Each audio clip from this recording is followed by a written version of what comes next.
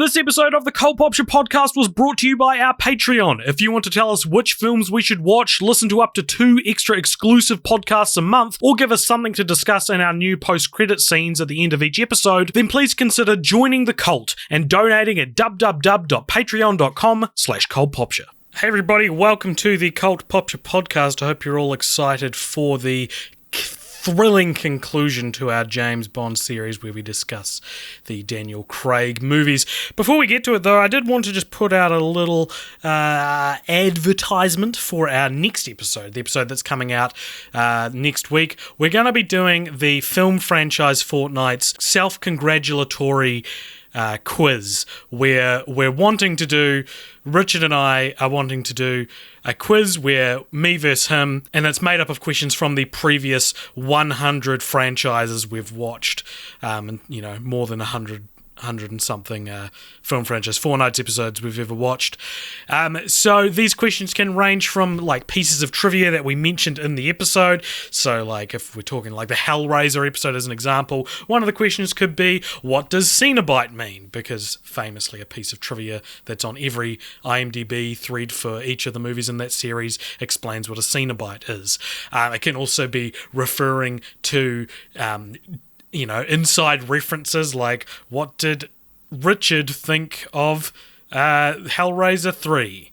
Did he like it? Did he not like it? That would probably be quite a hard answer to try and remember this far on from watching that series. And it can also be quiz questions that are like information that is inferred from episodes we've done. So, how many Hellraiser movies are there? I don't know why I've picked Hellraiser as the example, but that's what we're wanting to do. So if you would like to go back through and trawl through all our previous episodes of Film Franchise Fortnights and come up with some questions, please do, and you can email these questions to quizpopture@gmail.com. That's quizpopture, Popture, @gmail.com, where we're getting Jeremy, who will be emceeing the quiz, to read over them so that we don't read them ahead of time. So yeah, we're wanting questions dating as far back as fucking Lethal Weapon if you want. If you want to go back to the dregs of when we first started, you can do that. They'll make for some pretty difficult questions, I think. So that's where we're at. That's what we want to do. So please send your questions, and with an answer, of course, attached to them, to quizpopture@gmail.com. And we hope you have a good day and enjoy this episode. Whoa, Richard! We made it! You've gone to bed. Get out of bed. You've got a podcast. Richard, there is work to be done. Okay. Hey everybody, and welcome to the Quizpopture podcast. My name is AJ. I'm joined by Richard. Hello, Richard. Hello, boy. Hello. And today is a very special day, Richard, because today is our last episode of the James Bond Film Franchise Fortnights series that we've been doing. Film Franchise Fortnights, where of course we usually watch a different film franchise every fortnight, but for the last 5 fortnights we've been watching the same fucking franchise every fortnight. Yeah. And we're not even done with it. Yeah, it persists.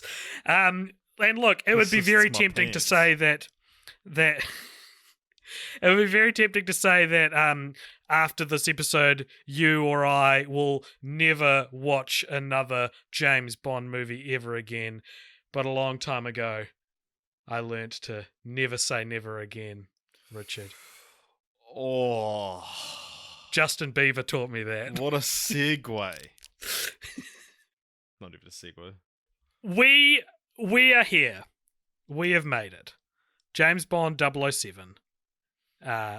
This time, we're covering the most recent actor to portray the characters, Daniel Craig. We're going to be covering the 4 out of the eventual 5 films that Daniel Craig will have done by the end of this year, if the world isn't wiped out. So these include Casino Royale in 2006, Quantum of Solace in 2008, Skyfall in 2012, and Spectre in 2015, with No Time to Die, his fifth entry, supposedly releasing this year. It was slated for November after being pushed back from this week due to coronavirus. What could have been, Richard? Oh man, we could have been done with the franchise. But alas, we are not. But alas. So our plan at the moment, we obviously started foolhardy into this quest, expecting to be able to tie it into the release of No Time to Die. And so what we're doing instead is when No Time to Die comes out, we will do an episode of what is usually a Patreon exclusive show called Film Franchise Follow-Ups, but we'll do one that we'll release on the main feed. So you have that to look forward to in November. Yeah. November Time to Die. November Time to Die. Very no cool. No time to Vember. This is what happens when you're 3 weeks into self-quarantine, isolation, whatever it's called. Self-isolation. 2 weeks. We're on the third week. Although by the time this comes out, it will be. Yeah. We're recording a lot earlier than we normally do. Normally it's like, fuck, there's a 2-hour window in which we can record so that we can get it out in time. But now it's like, I want to be done with this franchise. Let's fucking record this as soon as we can and get this out as soon as we can. Well, let's do it. All right. So Daniel Craig was somewhat of a controversial pick for James Bond, stepping up to the role after Pierce Brosnan fulfilled his 4-film deal. So not an interesting story about why Pierce Brosnan left. He just left. Craig initially rejected the role, get this, because he felt the films had become too formulaic. And then he read the script for Casino Royale, and this seems to change his mind. I wonder what it was about the script for Casino Royale that changed his mind. And he took the part, much to the chagrin of several Bond purist camps, Richard. Protests began with websites like DanielCraigIsNotBond.com, which is still a thing. Really? It still exists and is regularly updated. They recently put a news story up there about how Honor Blackman, who played Pussy Galore, recently passed away. And it's such a cringy website. Like, when I visited it and I didn't see anything specifically alt-right on there, but it has the kind of sense of humor, which means I wouldn't be surprised to find something alt-right there. Yeah. You know what I mean? Yeah. It's got that vibe. Other protesters nicknamed Daniel Craig James Bland, as if the tall, dark, handsome white men who'd been cast as the character before him were the epitome of variety. This is the opposite of bland. If your number 0 is what he's looked like every other movie, this is not bland. This is the opposite. Yeah, it's I remember I distinctly remember when he was first cast. And it was on the news, and it was like, he's spouted controversy because he's the first James Blonde. Because that was actually quite a big deal, that he's blonde. Now no one would give a shit. Yeah. Now people are like, make him black. Yeah, exactly. So 14 years on since Daniel Craig's casting, it is hard to argue with his success. A lot of people would now consider him one of the best, if not the best Bond, bringing the character and the franchise forward into the modern era in a way that previous movies seem to resist. All his films aren't perfect, but they undeniably take on a more mature and serious tone when compared to its predecessors, as well as focusing on multi-film story arcs and taking liberties with his characterization by tipping the sacred cows of the past, something that we love to see it here at Quizpopture. Tipping the sacred fedoras. With only 4 films released currently, they're easily the most disruptive of the bunch since On Her Majesty's Secret Service, though the route that No Time to Die ultimately takes will, at least for me, ultimately define whether or not these entries in the series are remembered for bucking the trend or if it's just simply hitting the reset button. Yeah. You know? If No Time to Die is real crazy and experimental, it'll be like, it's an interesting time. If it's not, it's like, well, Casino Royale was pretty interesting, and then the remaining movies kind of scrambled to find a trace of normalcy. of normalcy. Normalcy. Yeah, cool. Well, let's talk about Casino Royale. Okay. Richard. Casino Royale is about. I'm just taking it. From you. Give it back. So it's about the villainous Le Chiffre, Le Chiffre. who he like finances these these naughty operations. And so, actually I should mention terrorism. As well, so the film actually starts, the pre-credit sequence is the mission which got James his 00 status, yes. which is the 00 program, which becoming 007. And but the plot of this film is that Le Chiffre has he's essentially going to like lost all his money because Bond foiled his plans. So he sets up a high stakes poker tournament to recoup his fortune, and then Bond has to go and beat Le Chiffre. Stop calling him Le Chiffre. And is he assigned to work with him is Vesper, who is a member of like the Her Majesty's Treasury. Yeah. She works for England. And then eventually, so Bond wins the poker game, and then Vesper gets kidnapped, and then Bond gets kidnapped as well and tortured, and then they get to live happily ever after, but not for long, because she turns out she actually betrayed him and did like a double cross. Yeah. She was a double agent, and then she ends up dying tragically. And it's sort of a very tragic story of a broken brute of a man learning not to trust anyone. Thus the origins, the first real official like origins of James Bond portrayed on screen. And Richard, I've seen this movie 10 times probably in my life. Nice. And this was the first time I understood the whole poker story. Nice. Because I've always loved this movie, but I think I've always watched it too young to be paying attention to what it's actually about. Yeah. And yeah. And now watching it, I was like, oh, it's about them trying to beat a terrorist in poker so that he loses his money and can't finance other terrorists. Yeah, what a great plot. So he would have to, what's the word? Give himself over to the he would have to sanctuary. Sanctuary, sanctuary in England. Yeah. And then he's under their control. It's worth mentioning. So I've only ever seen the Bond, the Craig Bond films, and like before we started this experiment, I had only ever seen the Craig films, and I think I'd seen 2 of the Connery ones. But I saw all of these movies once in the cinema and never again.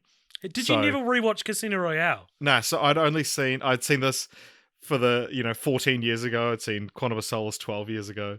Wow.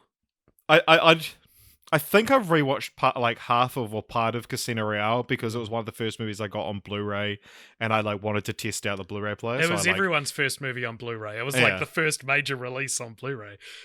Or you would buy a PS3 and it would come with a complimentary copy of Casino Royale on Blu-ray. Yeah.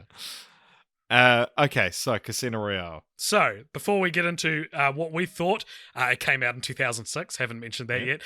Directed by Martin Campbell, returning to the series for the first time. So, he directed GoldenEye, went away, came back to reboot Bond again with Casino Royale. What do you think it has on Rotten Tomatoes?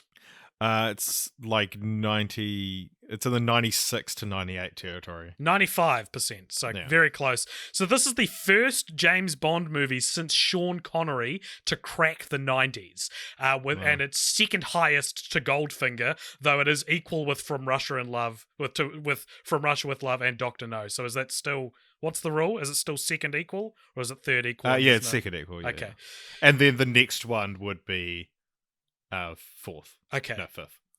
Okay. Oh, right. Because there's 2. I see. Yeah. Yeah. And so this is considered pretty fucking good.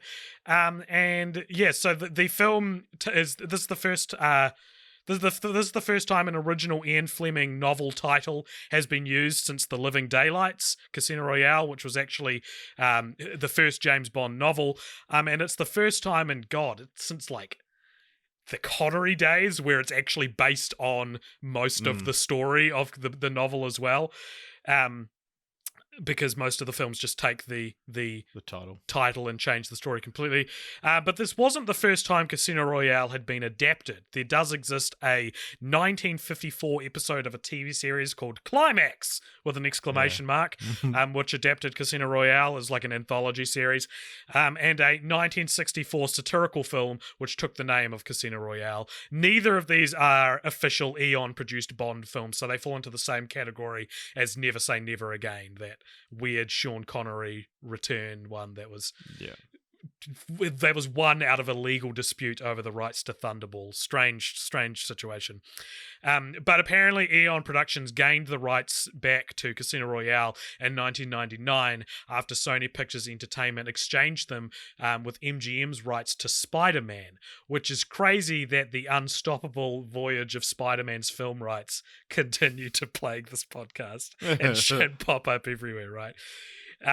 So, did you know this? Matthew Vaughn was at one point approached to direct Casino Royale. It does. I think I did know because he's because before this, Daniel Craig's biggest role was in Layer Cake. Yeah, that's true. Which is a Matthew Vaughn film.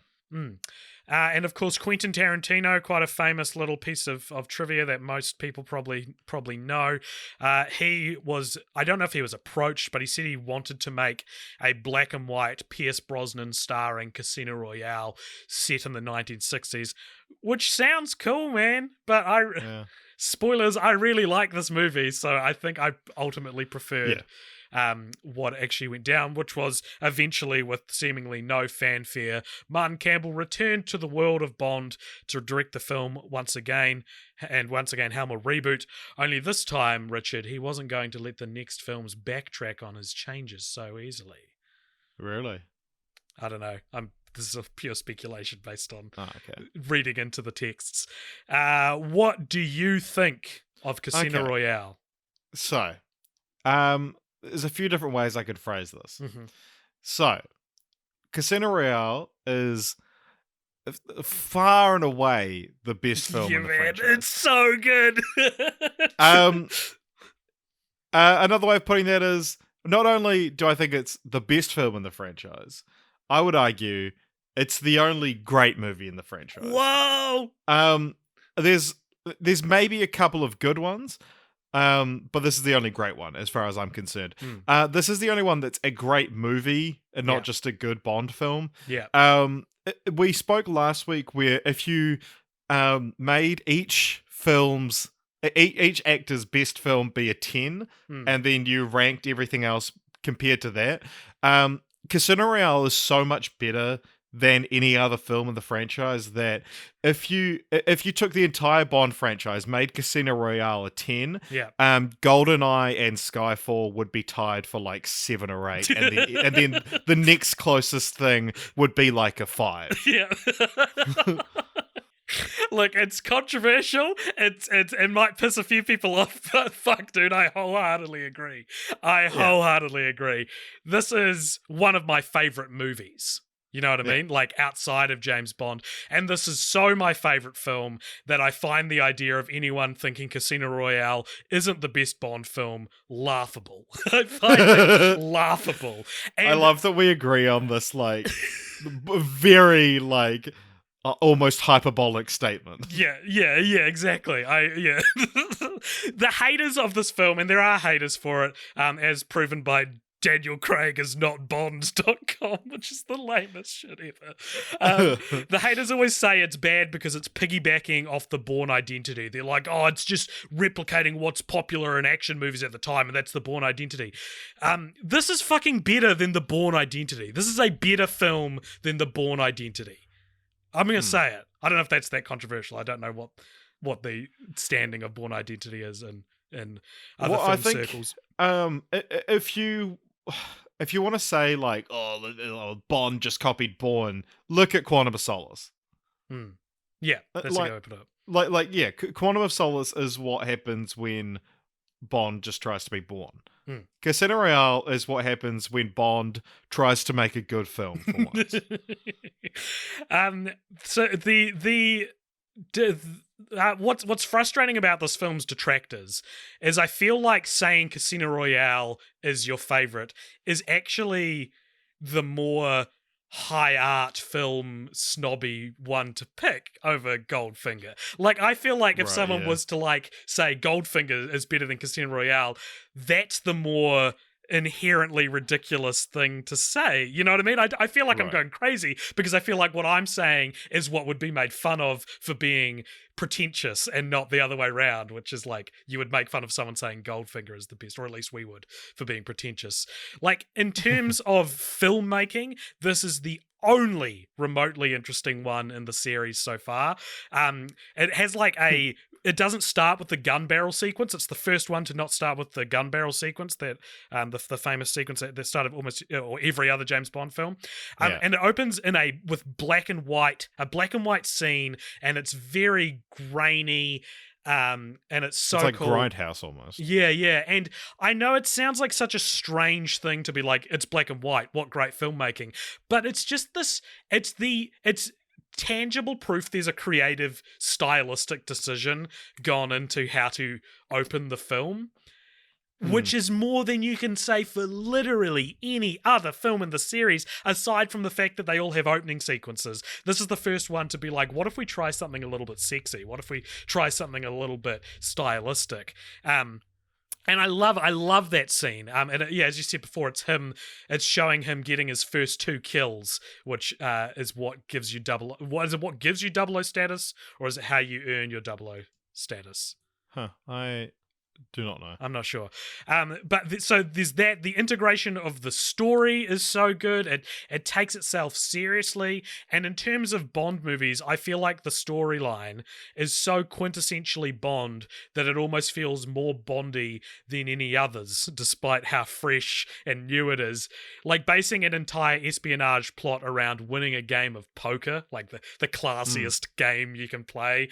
Did you ever see that face swap where people put David Schwimmer with Nicolas Cage's face, and it somehow looks more like David Schwimmer? Right, yeah. It's like that. It's like, this has never been done in Bond before, but for some reason, this looks more like a Bond movie than any other Bond movie I've seen. Yeah, it's and also like the achievement of making poker be cinematic. Like it's good directing. You don't have to know a lot about poker. I mean, I know like sort of the ordering of what hand beats what hand. But I'm sure like, you know, you could watch this film knowing very little about poker and know who has a good hand and who doesn't because of the way the story is told and it unfolds. Yeah. And it's also worth noting it's only the second act of the film that is in the casino. The titular Casino Royale in Montenegro. Do you know where Montenegro is? Yes. It's in Europe. So this is such a marked improvement upon every other film in the series. The character is complex. The woman characters have substance, a lot of substance. The plot is smart. The villain is great. Le Chiffre, played by Mads Mikkelsen, and he's got a blind eye that occasionally cries blood, but it's just a mutation of a cell, and he's like, it's nothing sinister, I assure you. And it's like, oh, that's so creepy. It's so sinister. It's so sinister. It's the opposite of what he said. We said this in the Brosnan episode, but I want to mention it again. It really does feel like director Martin Campbell wanted to shake up the series with GoldenEye and bring it into a new modern world and boldly subvert what Bond movies are known for, its trademarks, its traditions. But with GoldenEye, it didn't kill the past, as Kylo Ren would put it, hard enough. And because the sequel's like Tomorrow Never Dies is immediately a classic quote unquote Bond film compared to GoldenEye, which bucks the trend. And so I feel like, this is why I want to get a hold of Martin Campbell. I feel like he came back to Casino Royale to really destroy the series from the inside out, to force it to rebuild. And while GoldenEye's sequels repaired immediately whatever holes it poked in the series, Casino Royale's legacy took a little bit longer to patch up. Which we'll get to as we go throughout this episode, Richard. But what are some examples of ways in which Casino Royale disrespects the Bond brand? So there's a bit there is a bit of the film where he orders his martini shaken not stirred, the specific cocktail being a Vesper, which is a vodka martini, what type of vodka martini, and he goes into specific detail how he wants it ordered, and like if you're a fucking James Bond misogynist who's a fan of the Sean Connery movies, you're like, yeah, you order that cocktail like a fucking man. And then later on in the film, when he's just lost a big hand, and they go and he orders a martini, and he says shaken or stirred, he goes, do I look like I give a damn? And you could not get like closer to saying fuck you, Sean Connery, than how do you want your martini? Do I look like I give a damn? Like, it's so almost there. And that's easily the most kind of like in your face example, but there are just subtle ways in which I want the cynical part of me would be like the characters respect women, you know what I mean? Like real like cynical ways of putting it, but it does feel so intentional to give what no one was asking for, but they didn't know they want. Like this movie is such a classic because it's brave, man. This is a brave film, and I understand why purists don't like it. But I don't like you if you're a Bond purist. I think you're a bad person. I said it. But you also like, so the way it plays. So like when you think of James Bond, you think of James Bond, which is the last line of the film, and it's like deliberately held. You don't hear the theme music until then either. Yeah. You think of that theme music. You think of like a sultry voiced woman singing the theme song. We don't get that. No. We have him saying he doesn't give a damn about whether his martini is shaken or stirred. Yep. You expect a brunette, a man with brown hair. Yeah. No. Yeah. Like there is actually like all these things like the and the gun barrel sequence to open the film, and so. So do you know as well? So this was my first James Bond film, but I was obviously familiar with all the tropes just because as a consumer of pop culture for 13 years at that point. Yeah. But you have, I didn't know that there was a gun barrel. It took until this film for me to realize that we're supposed to be seeing down the barrel of a gun, right? Yes, and that's blood coming down because the person who's pointing the gun at James Bond has been shot. It's a bit of a reach. It's a bit of a stretch of a imagery, like piece of imagery. But yeah, for those who haven't seen the film or can't remember, that black and white sequence at the start ends with the person you think Bond has just killed suddenly drawing his gun from the ground and going to shoot him, and he turns around and it turns into the gun barrel sequence. So the gun barrel sequence is integrated into the world of the film. And it's fuck, it's cool. It's so cool. Yeah. and he's a brute, he's not a suave, sophisticated gentleman. He's a blunt instrument. He's a blunt instrument. And Richard, there is a great Lessons from the Screenplay video about the character arc of James Bond in this film, his only character arc up until this point, where he learns, because M tells him that he needs to control his ego, and the movie is sort of like, I feel like the movie is, these are the punishments for when you don't control your ego. When you believe that this woman is falling in love with you when she actually has a lot to gain. And there's a bit where he's getting tortured. There's a bit where he's getting tortured, and they're like, "We're going to kill her if you don't give us the password," because he knows the password. Yeah. And he mumbles to himself, "The big picture. which is what M tells him. You have to be concerned with the big picture because he kills a bomb maker at the start of the film, but it's one bomb maker, as M shouts at him. And so, this character, he becomes concerned with the big picture. Yeah, even when his nuts are getting mangled. Well, yeah, exactly. Casino Royale reminds me of like those top tier superhero films like The Dark Knight, which treat their source material with as like a fantastical exaggeration of the truth. Like the old Bond movies are these fanciful legends, and it's like, well, Two-Face wasn't really called Two-Face. It was a nickname he had before he became Two-Face. It's like this is Casino Royale shows you the real person that the other films were based on. Exactly. I agree. And look, I could probably talk about this movie for hours. I probably could. But in the interest of time and getting to the other films in the series, let's pull back to a simple way of praising the film, which is a famous judgment from someone from some golden age director on how to judge a film, and he said a great film has 3 good scenes and no bad ones. Yeah. There are no bad scenes in Casino Royale, and I would like to pitch you what I believe are the 3 good scenes in Casino Royale. There's more than 3, but the 3 best scenes. Yeah, it's Howard Hawks. Howard Hawks, thank you. I was going to say, who was the aviator? Howard Hughes. I was going to say that. I was like, do not say Howard Hughes. It is not Howard Hughes, AJ.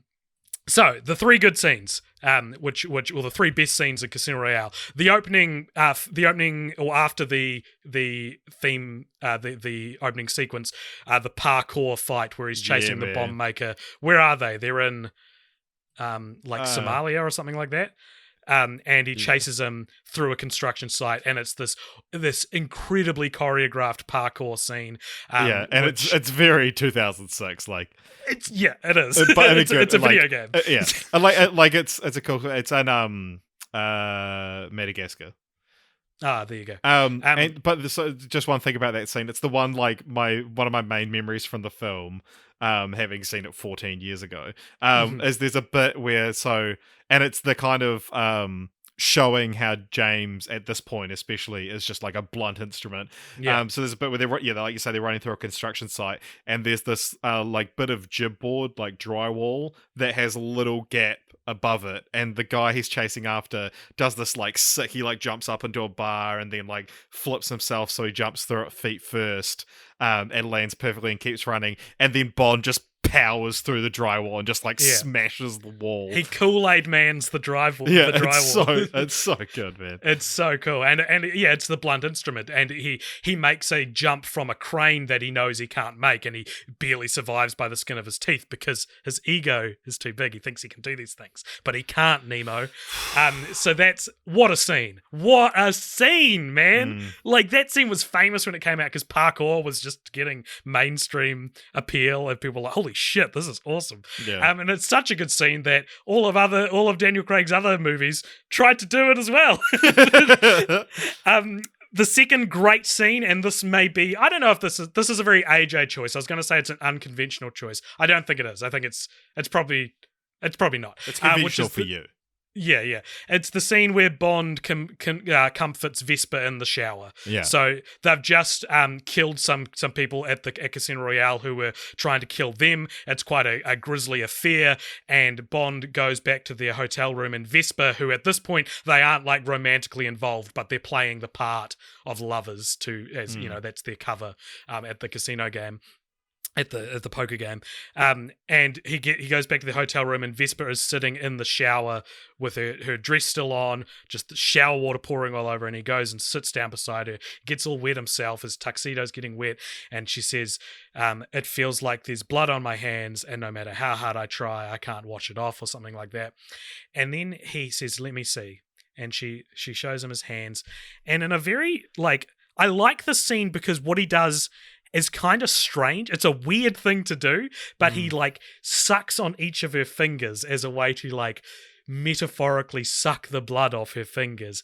And I kind of like how vaguely kinky that is. I kind of like how off-kilter that is. It's such a strange thing to do, but that strangeness somehow makes it more comforting. And it might be my favorite scene in the film just because of how Again, it's a fuck you Sean Connery scene. It's Yeah. like, you would never get Sean Connery comforting a woman who's Yeah. like mortified that she's helped kill someone. That's so un-James Bondy that in here it's breathtaking. It's such a well little performed scene, and there's a very fun piece of trivia about that scene, which I'll let you share. So I actually have two fun things to say about that scene. One is a fun piece of behind the scenes trivia. The other one's an insight into my personal life. Which one do you want to hear first? Let's go. I feel like the personal life will be more interesting. So let's start. Let's save the best till last and go the behind the scenes trivia. Okay, so so the fun piece of trivia is that like when filming that scene, because he grabs one finger at first and then grabs two, and then like say like sucks on one of her fingers and then sucks on two. Apparently, this when he went to do two at a time. Daniel Craig actually put three in his mouth, and it just looked real weird, like sucking on three of her fingers. So they CGI'd one out, and if you look like super closely, you can see his mouth looks a little bit weird. That's so funny. When doing that. The other one is, so I've actually like had this happen to me that like... What do you mean? Not in any way as well. So here's the story. So I killed a bunch of guys. I haven't thought about this in like 10 years. So I was at a party and I used to like... It's self-awarely, I would like grab a guitar at a party and like I can't play the guitar, but I would like parody the idea of like a douchebag singing guitar at a party. And I got real into it one night and my fingers started bleeding. And there was this random girl I'd never met who like, and what she thought was like, you know, probably like this real cool, sexy thing to do. Like sucked the blood off my fingers.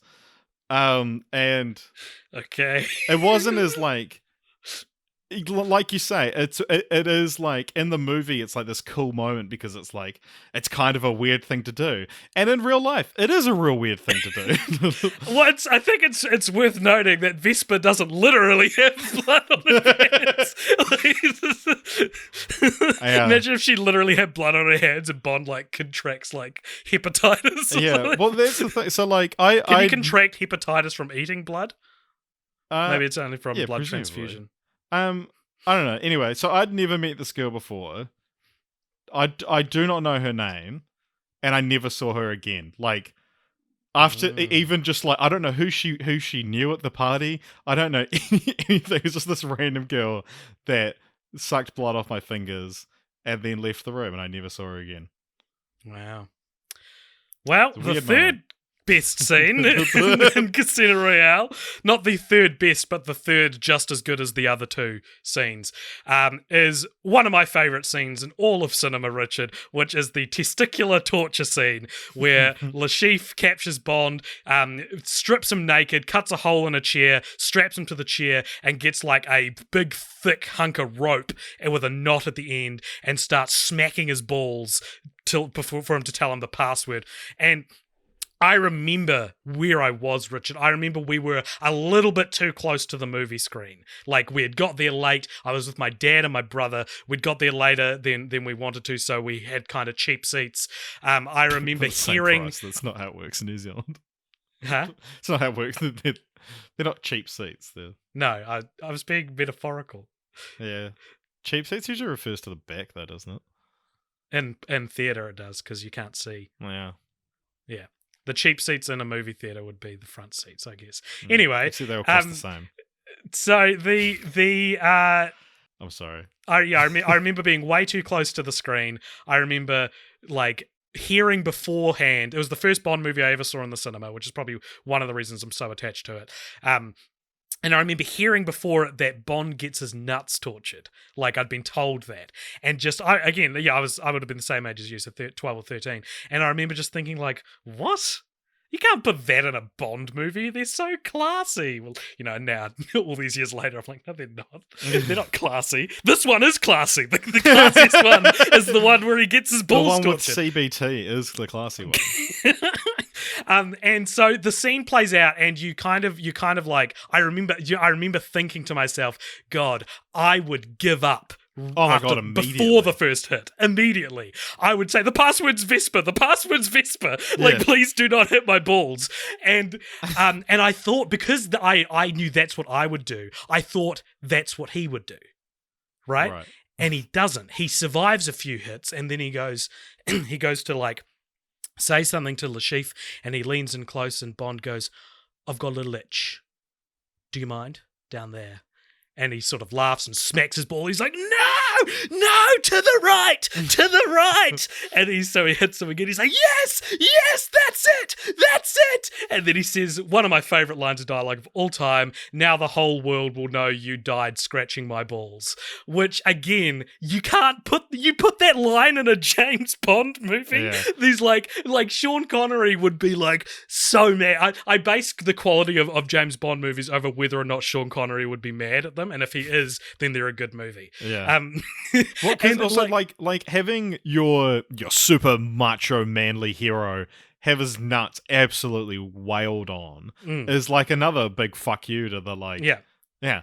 It's a sexual prowess. That's where it all comes from. That's how he can go around having so much sex, because like this is his origin story, and there's no way he's having babies after this.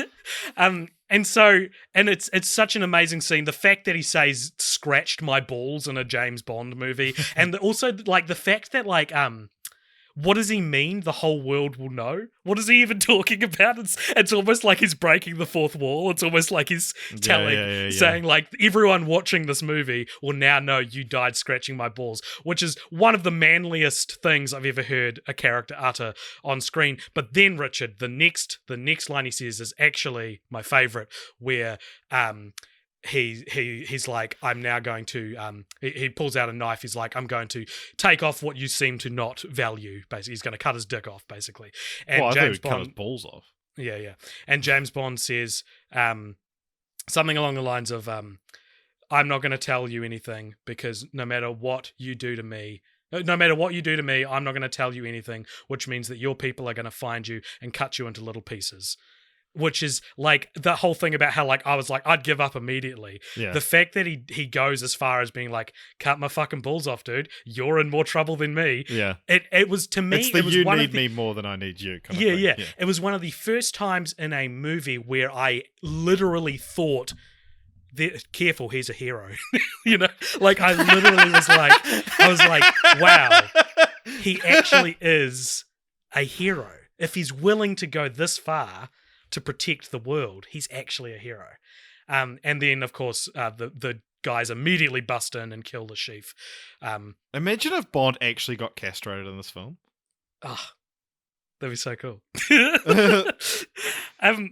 So yeah, that is one of my favorite scenes in all of cinema, and this must be such a whip crack from people who have listened to our last James Bond episodes, where we've just been like, they're so sexist and horrible, and now I'm like, this is one of the coolest cinematic experiences I've ever had. Like this changed my life. The storytelling was so good, it had a profound effect on me. So yeah, contemporary critics of Casino Royale were all extremely positive, with many saying the haunted, grisly version of the character was actually apparently the closest to Fleming's description from the novels, but I feel like we've heard that about Connery and Moore as well. And Dalton. Roger Ebert even said it may be time for Sean Connery to move over. Personally, I think Sean Connery needed to move over when George Lazenby stood up to them. Any more thoughts on Casino Royale, Richard, before we descend in what will probably be a calmer, much more subdued remainder of the podcast? Casino Royale, final thoughts? No. Well, Richard, let's move on with the same vigor to Quantum of Solace, 2008, directed by Mark Forster, director of World War Z, a movie I hate, and Christopher Robin, a movie I hate. What do you think Quantum of Solace has on Rotten Tomatoes? Like 56? It's got 65% on Rotten Tomatoes. I had the numbers right. Yeah, that's well done, man. Good job. What is Quantum of Solace about? Okay, so following on almost immediately from the end of Casino Royale, this film happens, and then That's kind of it, really. So Bond is seeking the revenge for the death of Vesper, and is assisted by a woman named Camille, who is plotting revenge for the murder of her own family. The trail eventually leads them to wealthy businessman Dominic Green, a member of the Quantum Organization, which intends to stage a coup d'etat in Bolivia to seize control of the water supply. That's what the movie's about. Yeah. You're welcome, everyone who's watched this movie. I've just reminded you what it's about. This is the shortest Bond film, clocking in at a measly 1 hour, 47 minutes, Richard. Yeah. Pathetic. The average runtime of these films is like 2 hours 10. Most of them are about 2 hours 10. But this Quantum of Solace will be a full 55 minutes shorter than the reported runtime of No Time to Die, which is at 2 hours and 43 minutes. Which is the longest one. The longest one in the series to date. But at the moment, Casino Royale is the longest one to date, right. Correct? Yeah. There you go. So the Quantum of Solace title is taken from one of the short stories in Ian Fleming's For Your Eyes Only anthology, although the story is completely different. The meaning of the title, because when it came out, everyone was like, what does that mean? What's the Quantum of Solace? So the meaning of Quantum of Solace is sort of a weird way of describing heartbreak, but it's also referencing Quantum, the organization. But here's an excerpt from the short story Quantum of Solace, which is completely different. It says, the governor paused and looked reflectively over at Bond. He said, "You're not married, but I think it's the same with all relationships between a man and a woman. They can survive anything so long as some kind of basic humanity exists between the two people. When all kindness is gone, when one person obviously and sincerely doesn't care if the other is alive or dead, then that is just no good. That particular insult to ego, worse to the instinct of self-preservation, can never be forgiven. I've noticed this in hundreds of marriages. I've seen flagrant infidelities patched up. I've seen crimes and even murder forgiven by the other party, let alone bankruptcy and every other form of social crime. Incurable disease, blindness, disaster, all of these can be overcome, but never the death of common humanity in one of the partners. I've thought about this, and I've invented a rather high-sounding title for this basic human factor in human relations. I've called it the Law of the Quantum of Solace." So, it essentially means a relationship needs a quantum of solace left in it to have a chance of surviving. It's a modicum of respect. It's a minimum amount of me time. Yeah. Boy, do I have an interesting relationship with Quantum of Solace. Okay, should I play devil's advocate right now and give you the general consensus on this film, which is also my view on this film? I don't know if I disagree too strongly, but go ahead. So this film isn't very good. If it wasn't for another film coming up that we're about to talk about, this would be far and away the worst Daniel Craig film. It's worth mentioning this film was... the production schedule was fucked up by the writer's strike, which happened in 2007, and so it was like this film. I'm pretty sure the script was like, a draft was like, quick, done, and then sent off, and that was, and then the writer's strike started at midnight, kind of thing. Written scenes were written on set, that sort of thing. Yeah, and so it's and as such, it feels like a very messy film. It does. My other complaints about the film, it's over reliance on shaky cam, which is trying to emulate that Paul Greengrass style from the Bourne films. The plot is just nonsensical in terms of like your ability to follow it. I don't like it's right. It's not a silly plot. It's a convoluted plot. Yeah, it's convoluted, and also like the entire thing, because of its short runtime as well, which part of me welcomes at this point in the franchise, to have a runtime that is just like, if it had been short and focused and that's all the story needed to be, great, make the film an hour 46. But the whole thing just feels like a second, third act of Casino Royale, because Casino Royale already has like such a distinct third act. Like the film feels like it ends. Like, there's a scene where if you're watching it, you didn't know how long it was, you'd be like, this is the final scene of the film. And then there's another half hour. That almost feels tacked on, but it's done so well, and it is, until it happens, you don't realize that it's paying off all this stuff, you know? Yeah. And so now we have what feels like an epilogue to that, and doesn't stand on its own enough, but then the stuff they shove in to try and make it stand on its own, like the quantum organization and all that, it doesn't feel earned. And so you have a convoluted story that is hard to look at because of the shaky cam, and it almost undoes the goodwill from Casino Royale. Yeah, I think that it's by adding quantum, by adding the finale, which takes place at a desert hotel that catches on fire, which is a cool visual. And the whole them trying to privatize the water supply in Bolivia.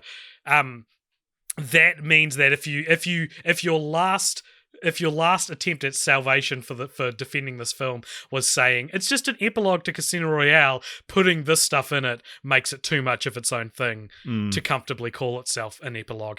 And we talked about how Tomorrow Never Dies, the Pierce Brosnan film, is a PlayStation 1 game. It feels like a PlayStation 1 game. It looks like a PlayStation 1 game. It just has that vibe. And how Die Another Day is a PlayStation 2 game for similar reasons. And then you mentioned how... and this was on the last James Bond episode, you mentioned how Casino Royale feels like a PS3 game, and we sort of talked about that with the parkour scene feels very like, look at all the capabilities of the things you can do on the PlayStation 3. And it's also, and PlayStation 3 felt like the most serious one, because PS1 was like, it was this new thing, like, and it was trying to balance story and visual and like and everything you could cram into that small disc. PS2 was like, let's just go fucking wild with it, and then PS3 was like, look, this can be this is art now. Yeah, and then you also said that Skyfall feels like a PS4 game, which I would also agree with.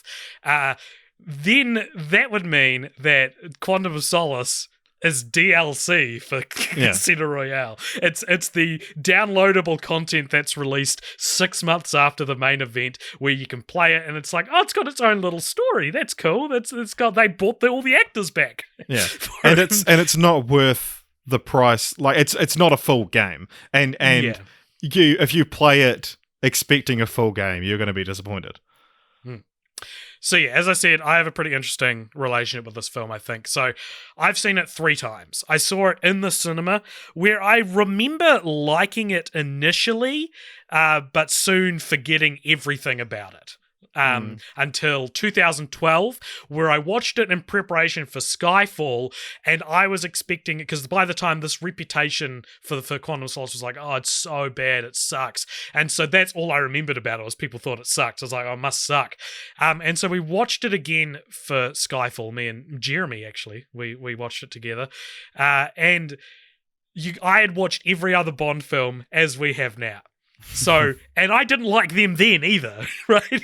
So getting up to this one and thinking it was going to suck, compared to Octopussy, compared to like being stuck in the dregs of these 60s and 70s horrible misogynistic films, I was like, this film is great. And I really liked it the second time I saw it. And I feel like I spent the next 8 years proudly defending the film whenever the topic came up, insisting that it wasn't that bad, that it's the most emotional Bond movie. You did a cult popcorn about it. There's a cult popcorn about it, yep. I would say it's better than most other films in the series. It's fine as a quieter epilogue to Casino Royale. And then I watched it again after building it up so much for myself, watched it again for this podcast, and yeah, it's not especially good. Which is just funny that my expectations were slingshotted back and forth from low expectations to high expectations across the 3 watches. Yeah, because I remember like when we were talking about it, just after we'd finished Brosnan, and we were talking about just off pod talking about the films that we had coming up, and I was like, and I made some comment about Quantum of Solace being the worst film in the franchise, and you were like, bro, like you're honest, you're actually gonna love it. It's so much better than like all these, and it's like all the things you've been wanting from a Bond film are in there. And then I watched your cult popcorn about it because I haven't seen this movie in 12 years. I don't remember much about it.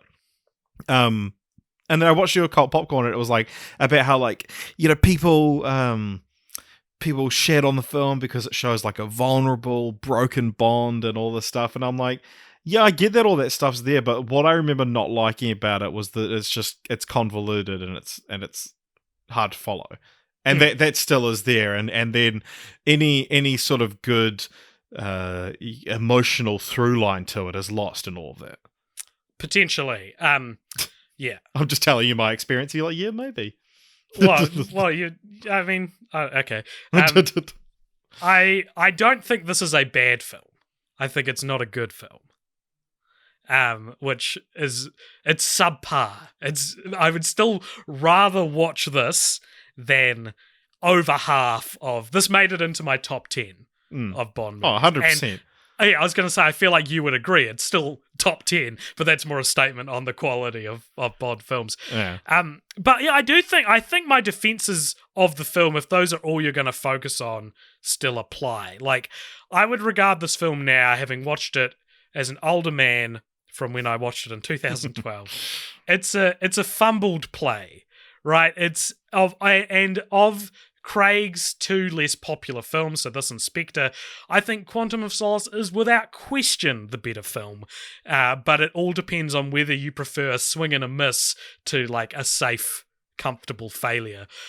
Because for better or worse, this film does carry on the story thread set up in Casino Royale, and I think it's admirable to attempt to continue the Neo-Bond story. And while Skyfall is a better film, I'm not going to say it's, I'm not coming here to be like, hey everybody, Quantum of Solace is better than Skyfall. Sorry. And then logging off Twitter. You know how people do that? They'll post like, someone had to say it or something, and it's like this shit opinion. I'm not here to say that. But I do feel like Quantum of Solace is better at trying to honor the smash hit that Casino Royale was. Mainly in that Bond, he hasn't moved on from Vesper's death in a healthy way. And I really love that him and Camille, they don't get together at the end. They kiss, but it's almost like it almost feels obligatory for both of them. Yeah. And they just sort of become friends and try to set each other free of their respective pain. And there's a sadness to the end of their story. And yet, Richard, I find solace in it, a quantum of it, if you will. Yeah. Does Bond have sex in this film? Yeah, he has sex with Strawberry Fields. That's right. Who then gets dipped in oil as a reference, a callback to Goldfinger. So I think that this film was being a sequel in the right ways and a film in the wrong ways. That's a good way of putting it, yeah. Like if you told me this is what the emotional arc of Quantum of Solace is, I'd be like, that's the perfect place to take it after Casino Royale. But you needed to dress that up in a better package. So I will still defend it in that it's better as a sequel, or its emotional storyline is good. It's just what is that in the rest of the film? You cannot rely on the internal story, character arc to be your whole film.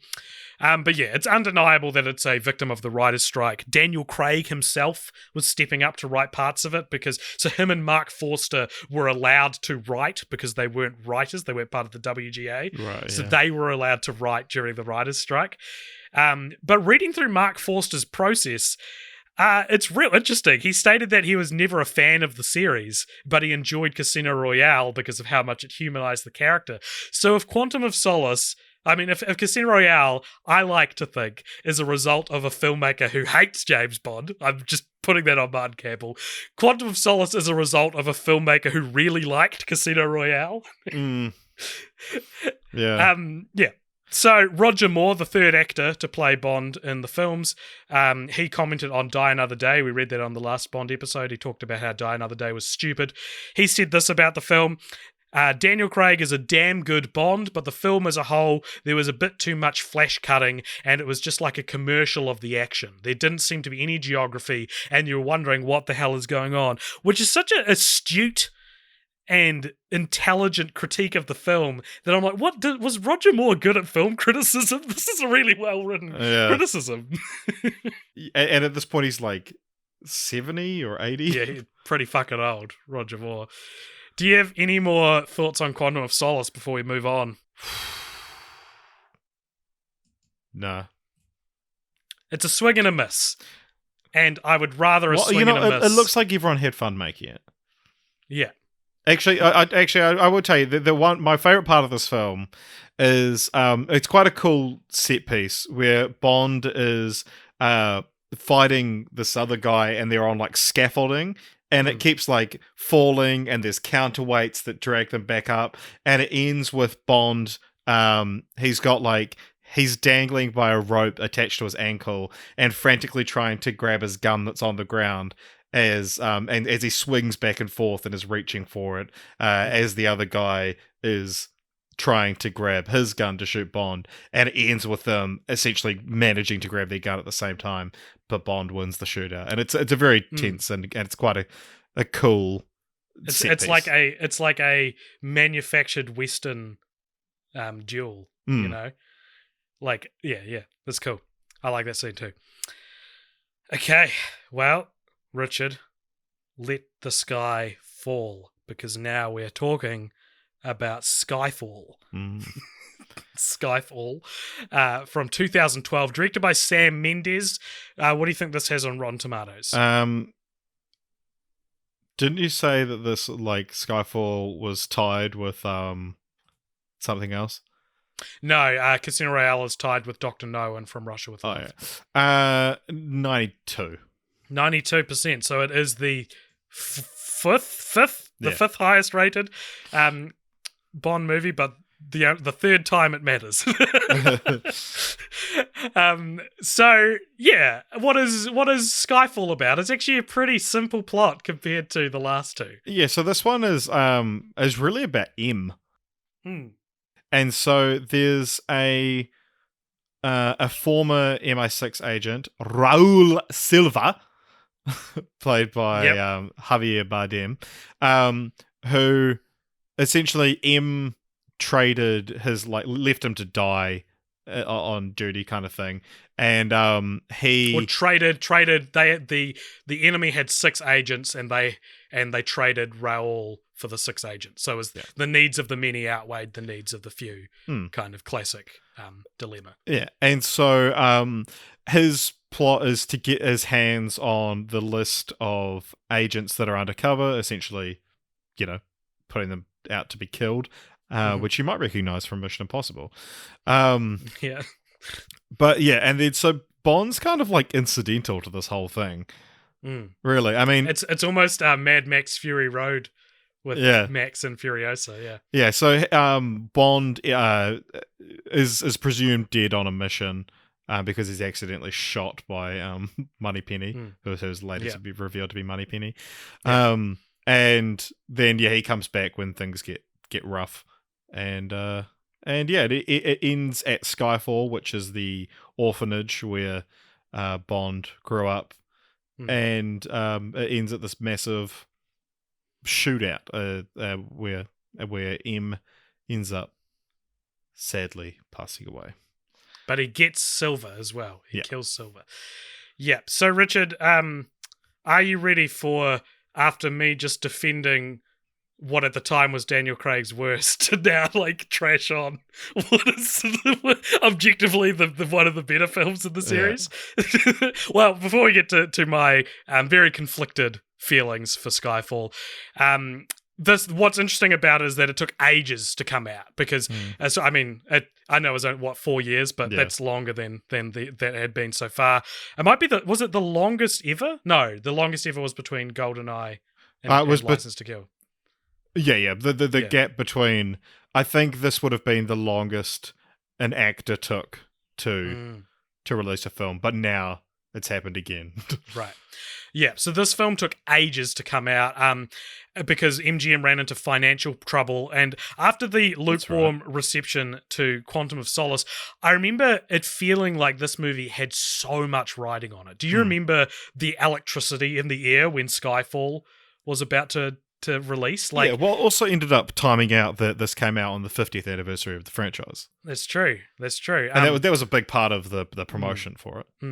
There was so much hype for this movie, and this was in 2012, a year which saw The Avengers, The Dark Knight Rises, The Amazing Spider-Man, and The Hobbit: An Unexpected Journey. And the Skyfall isn't my favorite film out of those, but I feel like it was the movie event of the year. It was the one that had the most fanfare. The one, like, everyone was talking about Skyfall. Yeah, I mean, I don't agree, but I understand where you're coming from. But I actually remember seeing, like, a Reddit post in 2011 that was like, 2012 might be one of the best years for movies because it has all those things you'd listed. Yeah. It was such, like, a sequel year, and everyone was like, oh, has Hollywood run out of ideas? But because this is the highest grossing Bond film. It grossed $1 billion. Yeah. I think people like it was like if Casino Royale was this indie movie, which it wasn't, but yeah, because that was the highest grossing film up until Skyfall. Yeah. But this feels like the big budget sequel, like blockbuster sequel. So what did you think of Skyfall? What do you think of Skyfall? So Skyfall's one that, like, it's undoubtedly good, and I don't think either of us are here to argue that or take that away from anyone, because I think a lot of people really, really like this film. But it's interesting. Like, I think it's maybe overrated, and I think that's probably just the best word for it. And that it is good, and it's definitely easily Daniel Craig's second best film, and maybe the third or fourth best film in the entire franchise. But it's not one of my favorite films ever. It's not like there's just something. There's just something about a je ne sais quoi that I can't describe that doesn't quite elevate it to the level of Casino Royale for me. As je ne sais quoi of bad. Yeah. Usually je ne sais quoi is like for this X factor. It's got like an X factor of inequality. Well, it's the fact that it's missing the je ne sais quoi.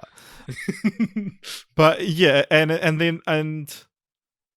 I think just because of the hype around it, that I was kind of like, yeah, it is good. Like, if Casino Royale is a 5-star movie, this is like a 4 or 4.5-star movie. Yeah, it's like it is great. Yeah, but it is just like there's something slightly off about it, and I can't even identify necessarily what that is. You messaged me early in the week and said Casino Royale is like if it was like, what if Bond movies were good movies? Oh yeah. Like Casino Royale is, is what if instead of Bond you had a good movie, and Skyfall is what if you had Bond but made it a good movie. Yeah, that's a great way to put it. And I think because Skyfall, like the whole point of it really, and that was the thing everyone was talking about, was that it is like, it was this big event that celebrates 50 years of the franchise. There's an Aston Martin. We're introduced to the new Q, and like it's more about gadgets, whereas the last two films didn't really have any. And it's interesting. The other sort of phenomenon I've noticed about this film is that I've heard people say, like classic Bond fans say, it's a great movie, but it's not a good Bond movie. And I've heard other people say, it's all right, but it's a real good Bond movie. And it's interesting that like there must be just different levels of Bond purists, and some it appeals to and some it doesn't. Yeah. My favorite thing about the film is the cinematography.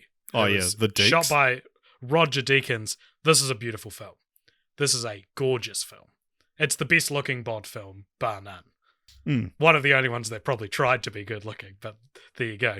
In terms of story, I really like the first half of the film.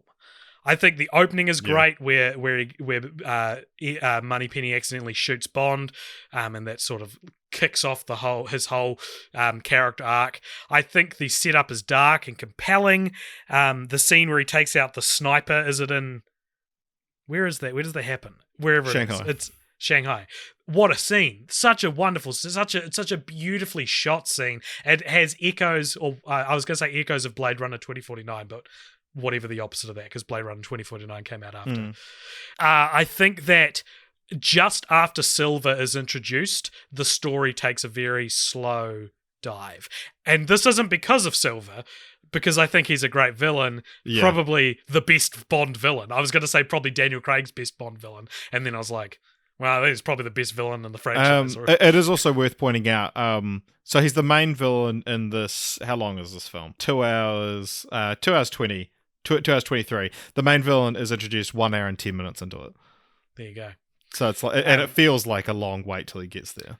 Yeah, and when he turns up, he like makes kind of a gay pass at Bond, and he responds with like they kind of flirt for a bit, and it's great. My God, what a brave! It's the bravest thing this film does, Richard, because he's like Bond's tied up, and he kind of like caresses a bullet wound in his pectoral, and then moves to the other pectoral, and then he strokes his legs and says something about how this will have never happened to Bond or something like that, and Bond's like, what makes you think this is my first time? Which is like, oh shit, did Bond do gay shit? Oh shit. Which is great. I want him to have done gay stuff. Well, because I mean, like, he's this international super spy. Like, surely he's had to seduce a man at some point, and you would have to for England. And it's just such a it's such a to use a poker analogy. It's a I don't know the poker words. Like he tries to beat him, but then he matches it. You know what I mean? He tries to freak him out. He calls him. Yeah, he calls his bluff. Yeah, calls his bluff. Yeah. So I love that, and I think Silver's motivation is great.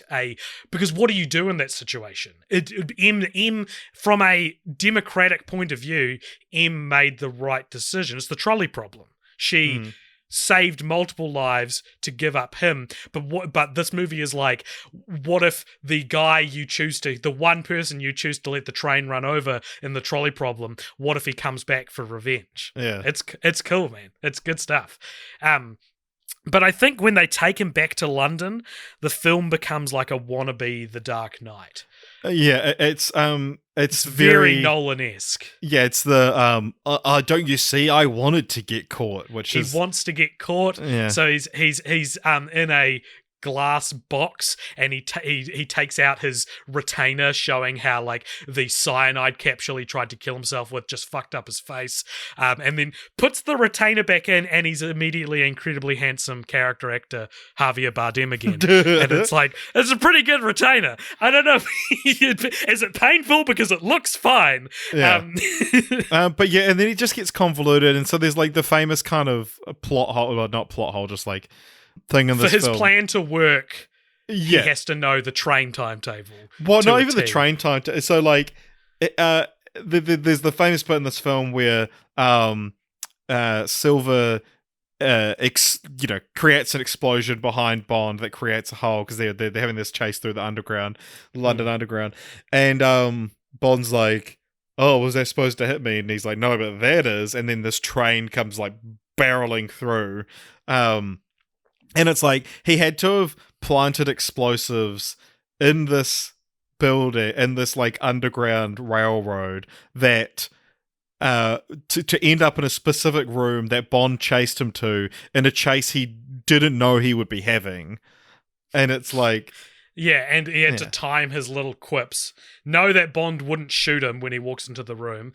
Time his little quips so that it works out perfectly. Do you think after the train comes through, Silver climbs out of the manhole, he's like, holy shit, that went down so well. Yeah. I can't believe that worked out as good as it did. Yeah, exactly. So yeah, it's very, it lets the film down, I think. And I'm of two minds about the finale of the film at Skyfall. Same.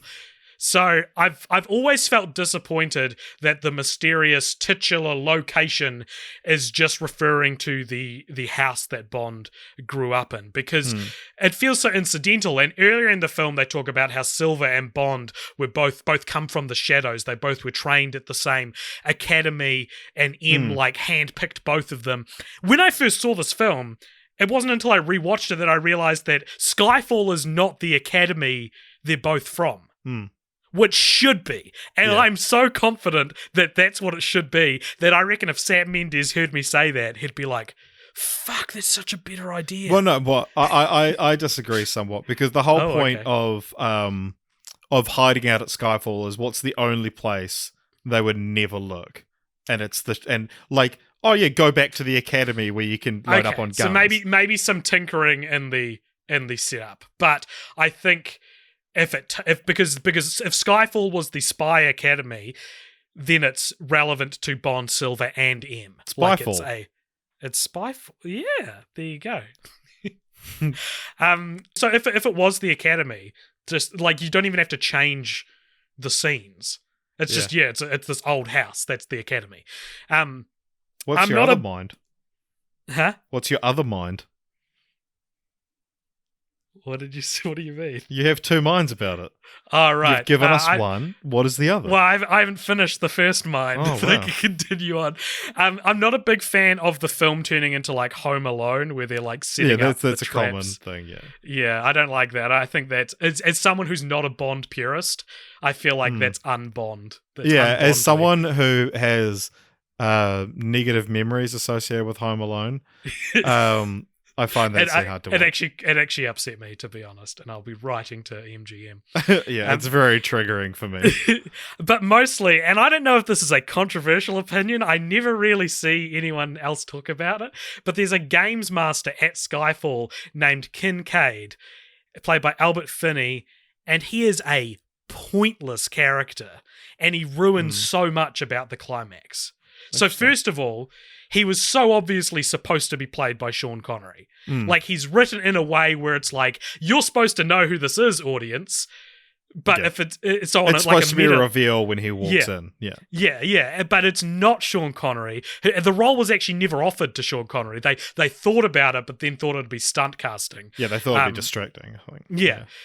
So they should have just struck the character from the script, because he comes out of nowhere. He doesn't do anything. And when M is about to get killed by Silver, when he catches up to her after they escape the burning house, he like holds up a gun. He points a gun at Kincaid and is like, don't come any closer. And then he holds M's head next to his and then points a gun at his own head. So like he's going to shoot himself and kill M at the same time, or he's going to make M pull the trigger. And I know I can understand why maybe Kincaid wouldn't react when he's got a gun pointed to him, but now he's Silver's distracted. His eyes are closed. Kincaid is holding a gun and can use a gun, and he just doesn't do anything. And I don't know why the character is in the movie.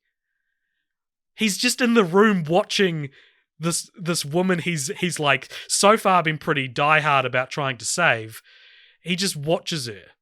Yeah, it feels like if you want to just have like a third person there was no point introducing a new character. Like, I would have been quite happy to see Q step up, although that's kind of done in the next film. Yeah. But hey, that wasn't out yet. Yeah. You're not copying it if it doesn't exist.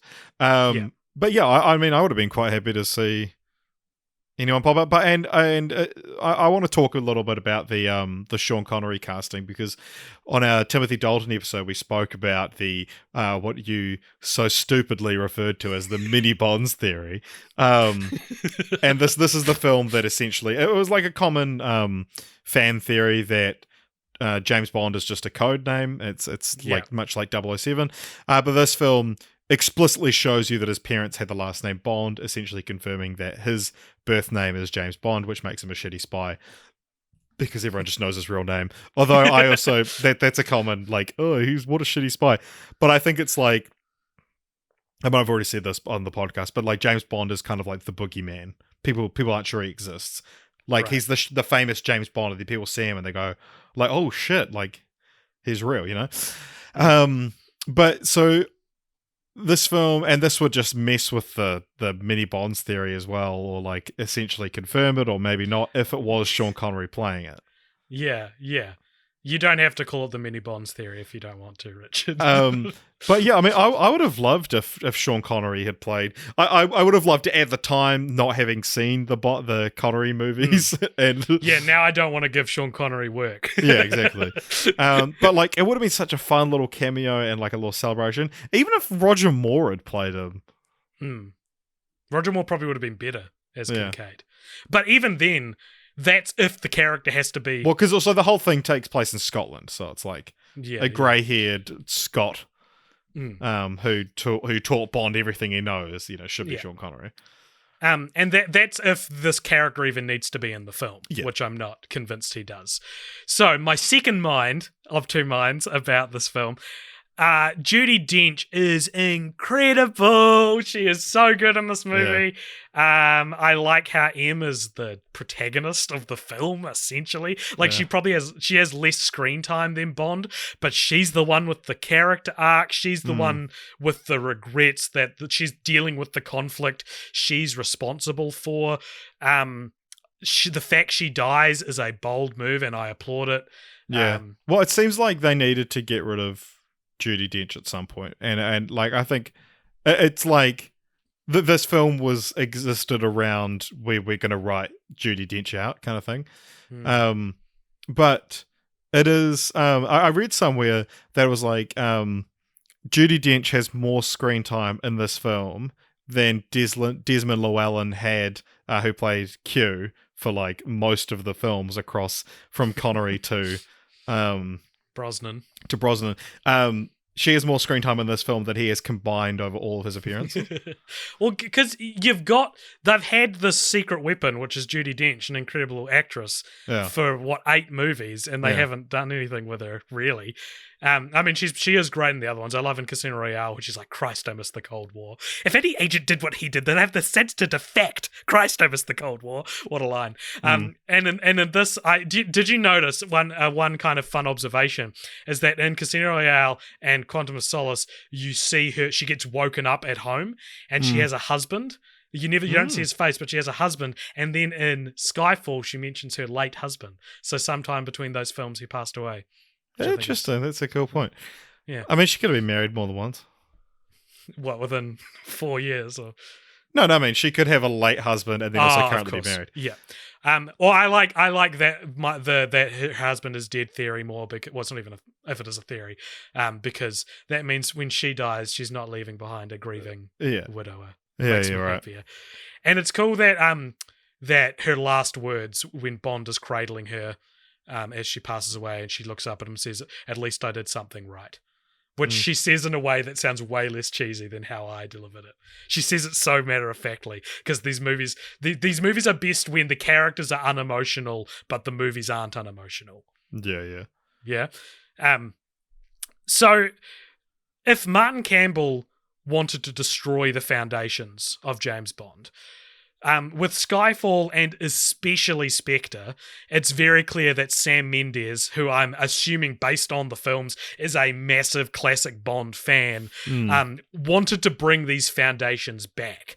And it just so happens that Skyfall balances these familiar trademarks of the series past with an exciting, challenging personal story. Where Spectre leans way too hard into the old ways. And look, I like seeing Q. I think Moneypenny being a more well-rounded character is fun. I think it's great. I really like the new Q. I love Ben Whishaw as an actor. Yeah, and I like Mallory. Rafe Fiennes as Mallory, who replaces M. It all fits the brief if the brief is we're telling Bond's origins. But at this point, I'd kind of forgotten we were doing that and thought we were just making cool movies. Yeah, I like... I think it's a good decision to do 2 films of like not even recognizable as Bond, and then it's like bring it back for a celebration for 50 years. Yeah, because we even can return. I don't know if you were timing this now, but we could we even get a chance to return to Problematic Corner. Richard, it's my next note. You You bloody mind reader. Yeah, I was going to say, what I've written down here is the worst thing Sam Mendes brings back is something that I genuinely felt had been done away with in Casino Royale and Quantum of Solace, Problematic Corner. So, fuck, it's 2012 and Skyfall is more problematic than like Brosnan. I don't know.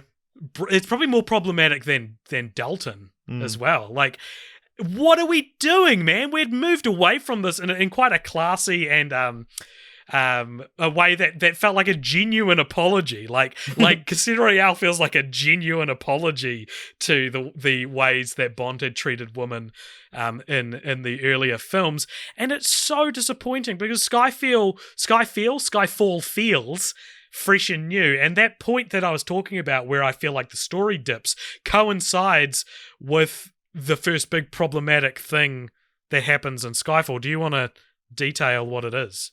I can't remember how we end up there, but essentially, Bond saves this girl from being sold. Well, she's already part of. She's a former sex slave. Yeah, she's a former sex slave. Severine, I think her name is. She essentially grew up in a life of sex slavery, sex trafficking. Trafficking. That's it. And Bond rescues her, and then she's like having her first shower as a free woman. Like, what a moment this must be for her. Yeah. Like literally and figuratively, like washing away your past. And then Bond comes in and goes, "Hey, I'm naked. Remember how I saved you? Time to pay me back, bitch." So, and it's interesting because I'm sure in the minds of the filmmakers, the scene is like they both want it, and it's the sexy initiative that Bond takes, that he knows that he wants to. But you can't help feel like the way you just described it then, it's like she's washing away the sins of her past, and then a man, without asking, gets in the shower with her. And she kind of like welcomes it, but maybe that welcome is like a response and a realization at the same. It's her muscle memory. Yeah, and it's also just like her being like, wow, even this nice guy who saved me still just wants this from me. God, that's grim. It's fucking grim.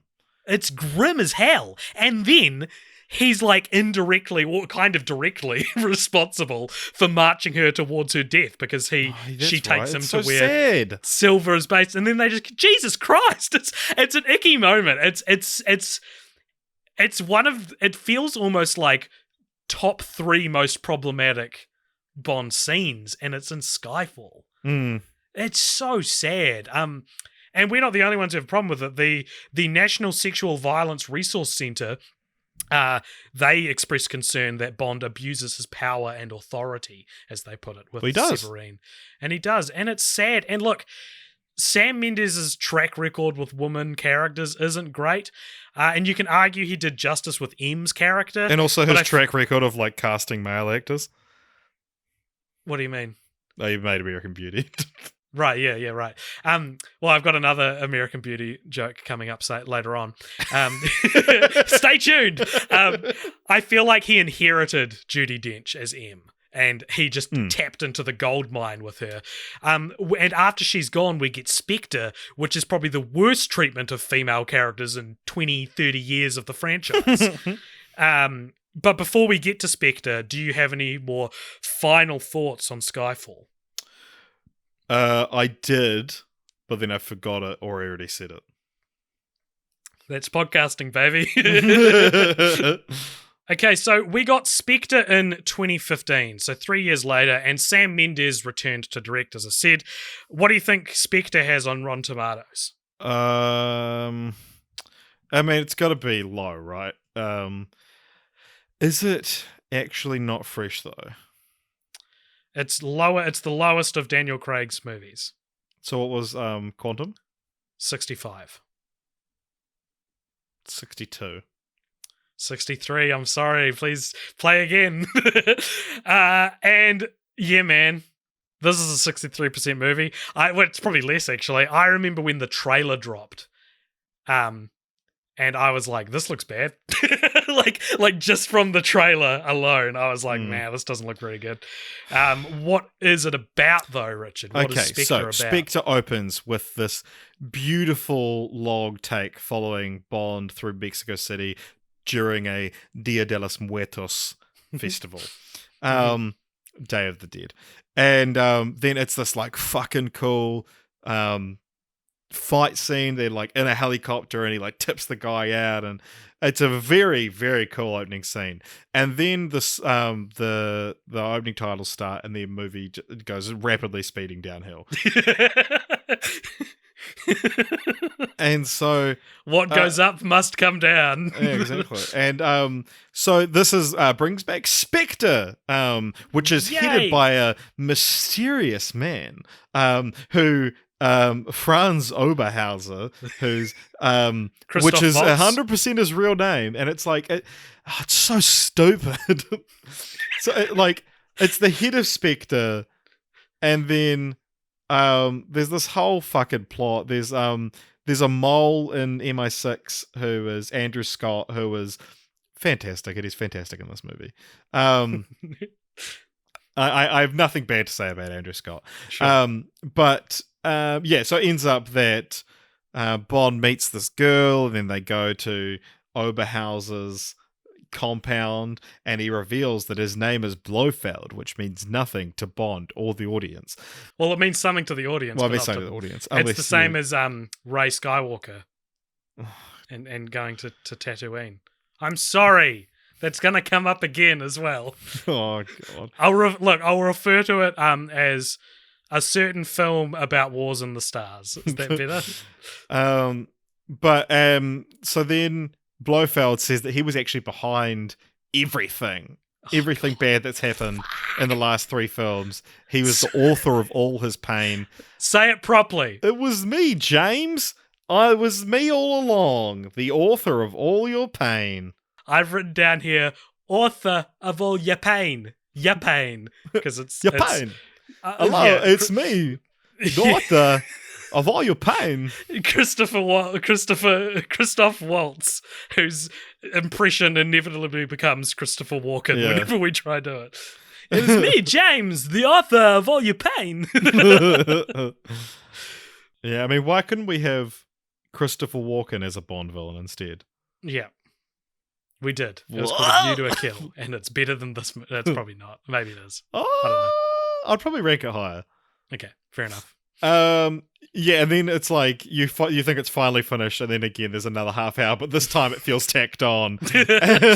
Like it's the exact same thing as Spectre. There's like another half hour after you think the plot is finished, and then this time there's like this chase through London, and there's like these arrows pointing Bond to the like end of the film, and you're like, well, it's in the now blown up MI6 headquarters, which blew up in Skyfall. This film must take place like 3 weeks after Skyfall. It's got such it's does not feel like 3 years have passed. Like so much of it is. Yeah, I don't think 3 years is supposed to have passed. No, yeah.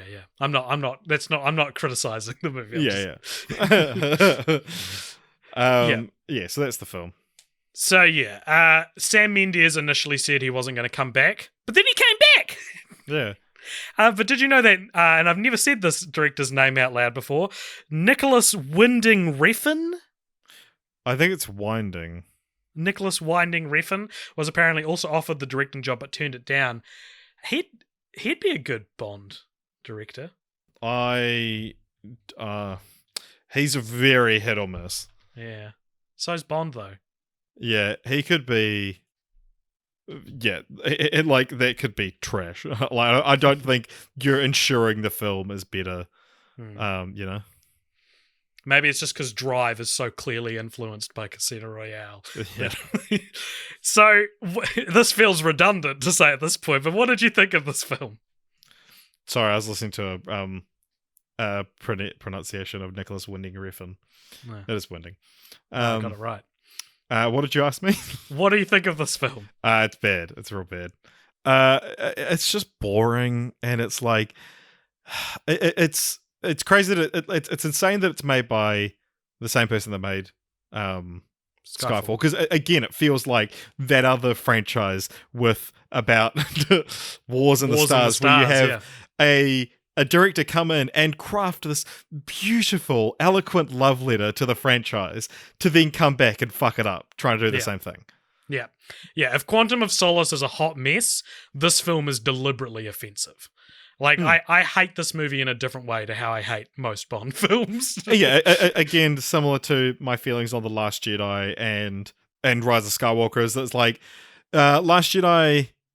I like the ideas, but I just don't like. I just find the execution kind of boring, and not fun to watch. Whereas Spectre makes choices I don't like. Yeah, exactly.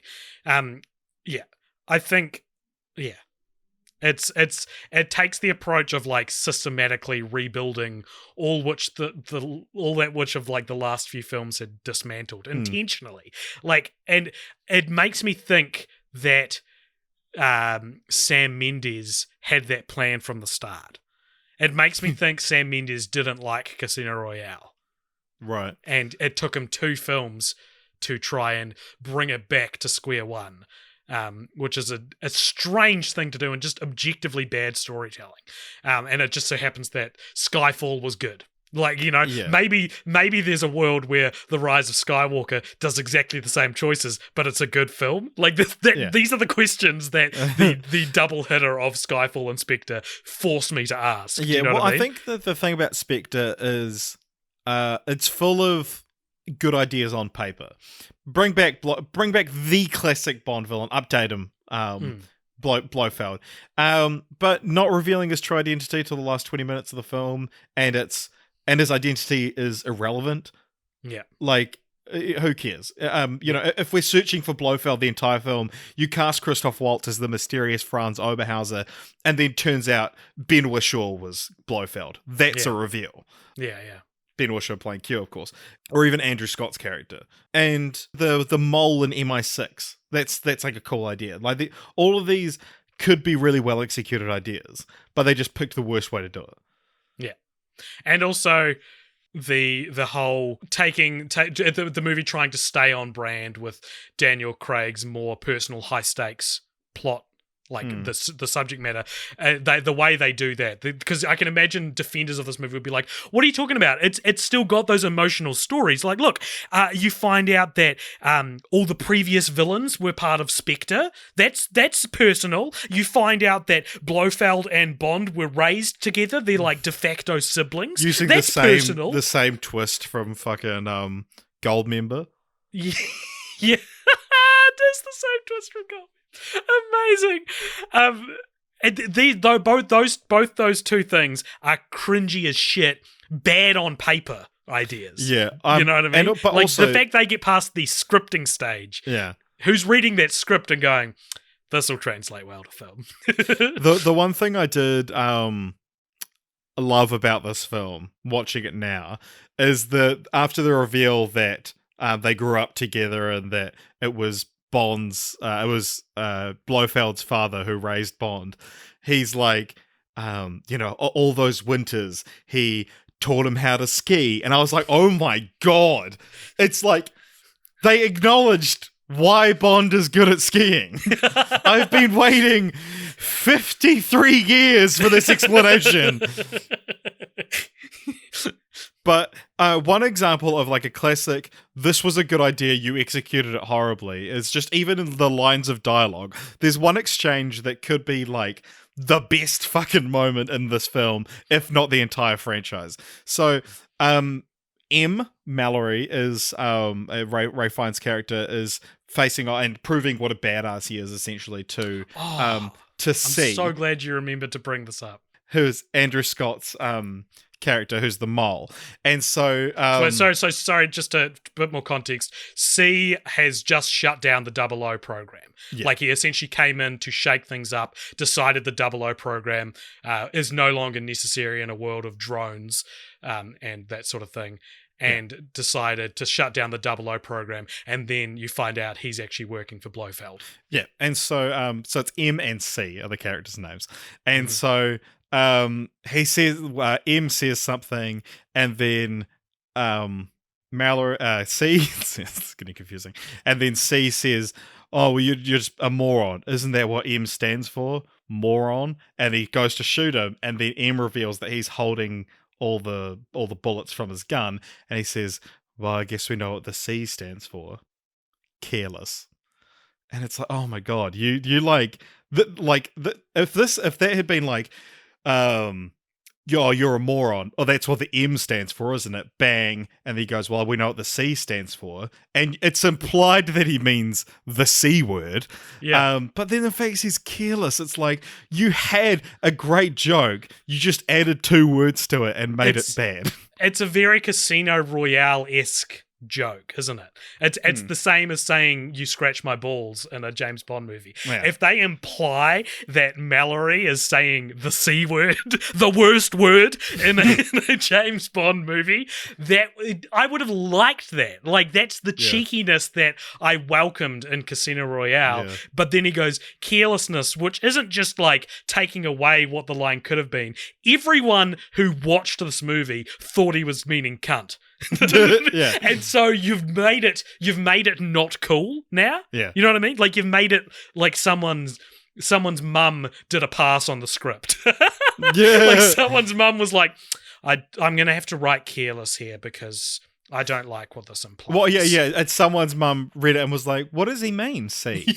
And they didn't want to Careless. tell her. Yeah. It means careless, mum. And she's like, well, write it in. And he's like, all right. So I can't tell you, Richard, how little I want to see a run-of-the-mill Bond movie in this day and age. And it's this, and if there was ever a more symbolic gesture that Sam Mendes could do to prove how much he disapproves of the tracks that Casino Royale set up for Bond to be an interesting franchise for the first time in half a fucking century. It starts with the gun barrel sequence. It's the only Daniel Craig movie to open with the gun barrel sequence, and it breaks your heart, you know? Like, from the first thing you see is the gun barrel sequence, and it's like it's a wordless way of saying, I am going to remove all the creative ways that the other movies breathed life into the series. Yeah. Also, like, it's a cowardly movie.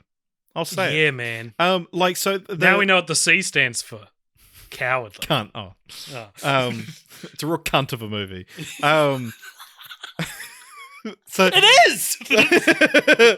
There's a bit at the end where when Bond is being tortured by Blofeld, and it's this like similar to Casino Royale. It's like all this real like make you squirm kind of torture. He's where getting he has like this, a drill pushed into it's his... like a micro like drill, and it's like getting pushed into his neck and his cheek, and it's and Blofeld's explaining what it's going to do. It's like it's essentially like severing connections in his brain that'll fuck up his like speech and language centers and his sense of balance and all this stuff.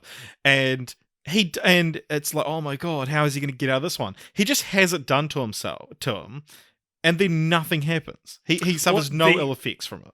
So he says, I'm about to push this into your neck, and it'll disrupt the part of your brain that recognizes faces. So Dr. Swan, who's the Bond girl, you won't recognize her anymore. So he pushes it in here, and to the movie's credit, Blofeld is trying to find where this point is. So I guess he misses when he tries to, so because lazy. then Dr. Swan comes over and like hugs him, and she's like, you still recognize me? And he says some suave line like, you know, I would never not recognize you.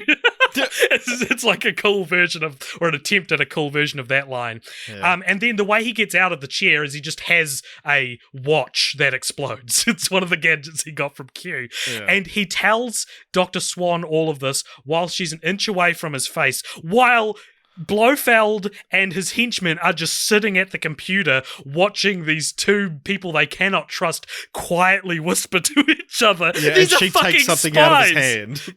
Yeah. She takes the watch out, and then he goes, "Time flies," and she throws the watch. God! But she doesn't throw the watch so that it flies. She skids it across the ground.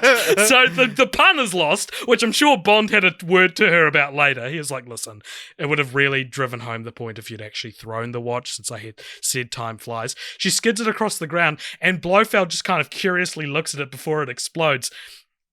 And it's like you allowed them to talk for so long without interrupting. 1 minute. You saw them. Yeah, it's literally a minute.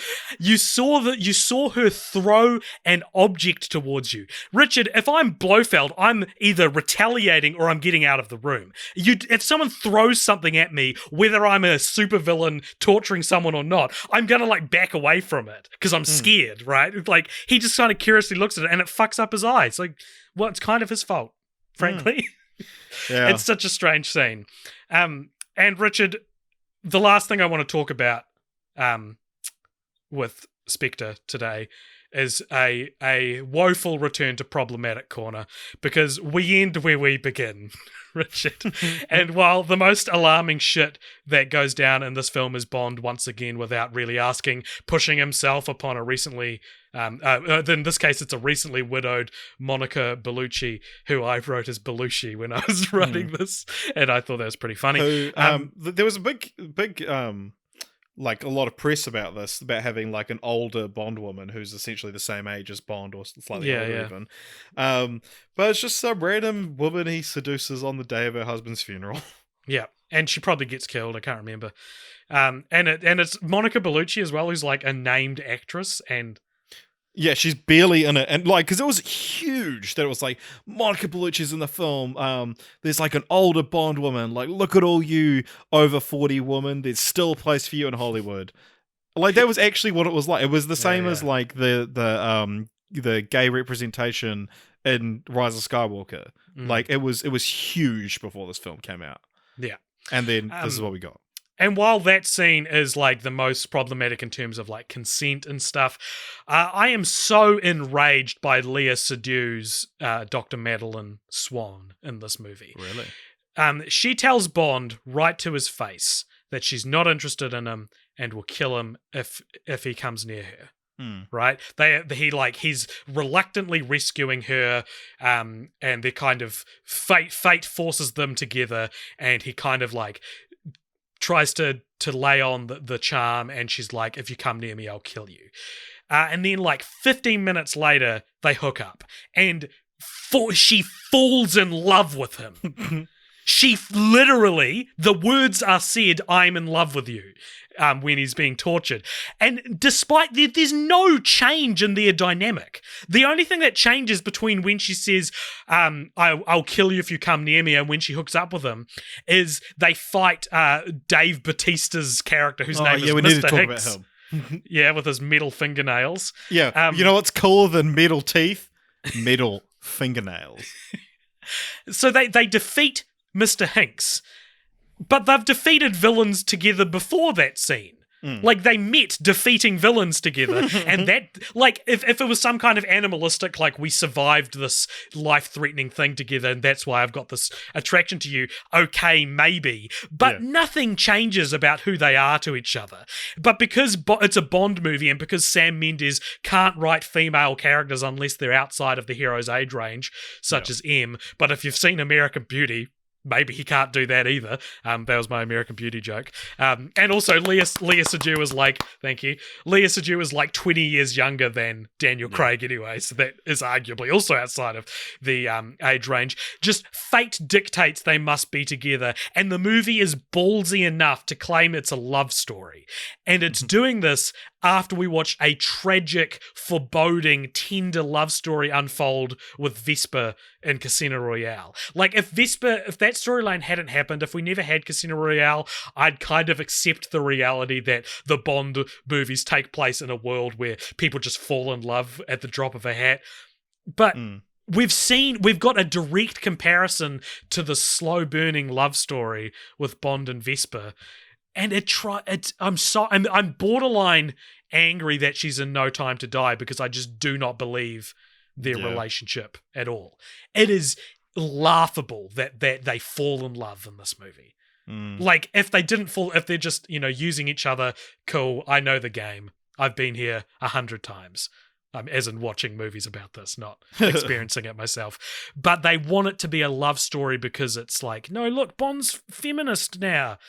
he doesn't just sleep with women, he falls in love with them. He makes their dads commit suicide first. Yeah, it's literally, she is Mr. White's daughter. Mr. White is the character that at the end of Casino Royale and sort of the overarching villain in Quantum of Solace. It's his daughter.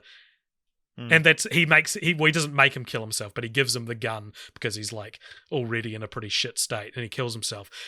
Which then that tape of him killing himself is shown to Dr. Swan, and then she still falls in love. She's still in love with him. So I don't know. It is pitiful writing. It is pitiful character writing. It's so bad. One fun thing of this movie, though, I don't know if you noticed, and this might be a segue into talking about titles. But they go to an antique shop called Hildebrand Antiques and Rarities. Yeah, the Hildebrand Rarity is, of course, an unused Ian Fleming James Bond title, a video I've made that has been in the show notes of every Bond episode we've got. So go check that out if you want to see a video I made. Do you want to talk about titles? I would love to. So we haven't talked about No Time to Die really at all because it hasn't come out, but basic information. It's directed by Cary Joji Fukunaga. It was going to be directed by Danny Boyle, but he was replaced by Fukunaga, who directed True Detective Season 1, a show called Maniac, and a Idris Elba film called Beasts of No Nation. And the other thing I wrote down was he also he was originally signed on to do it. Yes, he was, yep.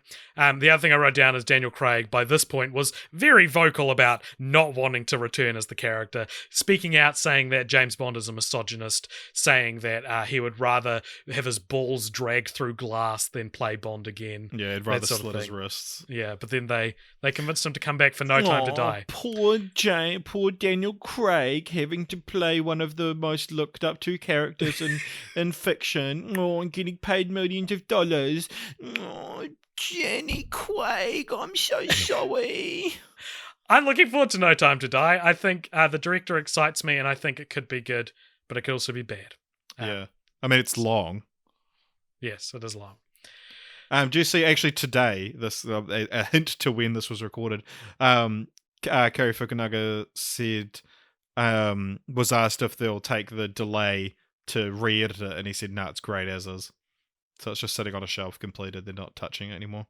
God, we could just have it. They could just give it to us. If we were a big enough podcast, they'd give it to us. All right, so let's talk about titles. So, what do you have any thoughts, stray musings about the titles? I'll go through them one by one. Casino Royale is dope. Quantum of Solace just makes you go, huh? It's pretentious. yeah, it's pretentious. Skyfall is it's cool. It's similar to your one word titles. Spectre is the worst title of the entire franchise. You reckon? Yeah, I reckon 100%. Quantum of Solace is worse than Spectre. Quantum of Solace at least sounds like cool and mysterious. Spectre's just like, what was that thing from 50 years ago? Fuck it, just call it that. Right. Well, as is the way I have categorized all these titles, so if you have been listening to the past episodes, Bond episodes, the four kind of categories for Bond titles that I kind of delineated are poetic, mysterious turns of phrase which communicate a key idea or piece of imagery from the film, literally just the name of the character or a prominent event in the film, but not often, but not always adjective plus noun, broad titles you could give to literally any of the films in the series, and ominous phrases which don't really refer to anything specific in the film itself. Now, Casino Royale, Skyfall, and Spectre are all just name of a setting or thing in the movie. In Skyfall's case, it's adjective plus noun. Quantum of Solace is a poetic or mysterious turn of phrase which communicates a key piece of imagery, because Quantum is the name of the organization. And No Time to Die, I think, is an ominous phrase which doesn't really refer to anything specific in the film itself. I haven't seen it. There are rumors, and I don't think this is this a spoiler, because this is a rumor. Yeah, let's go for it.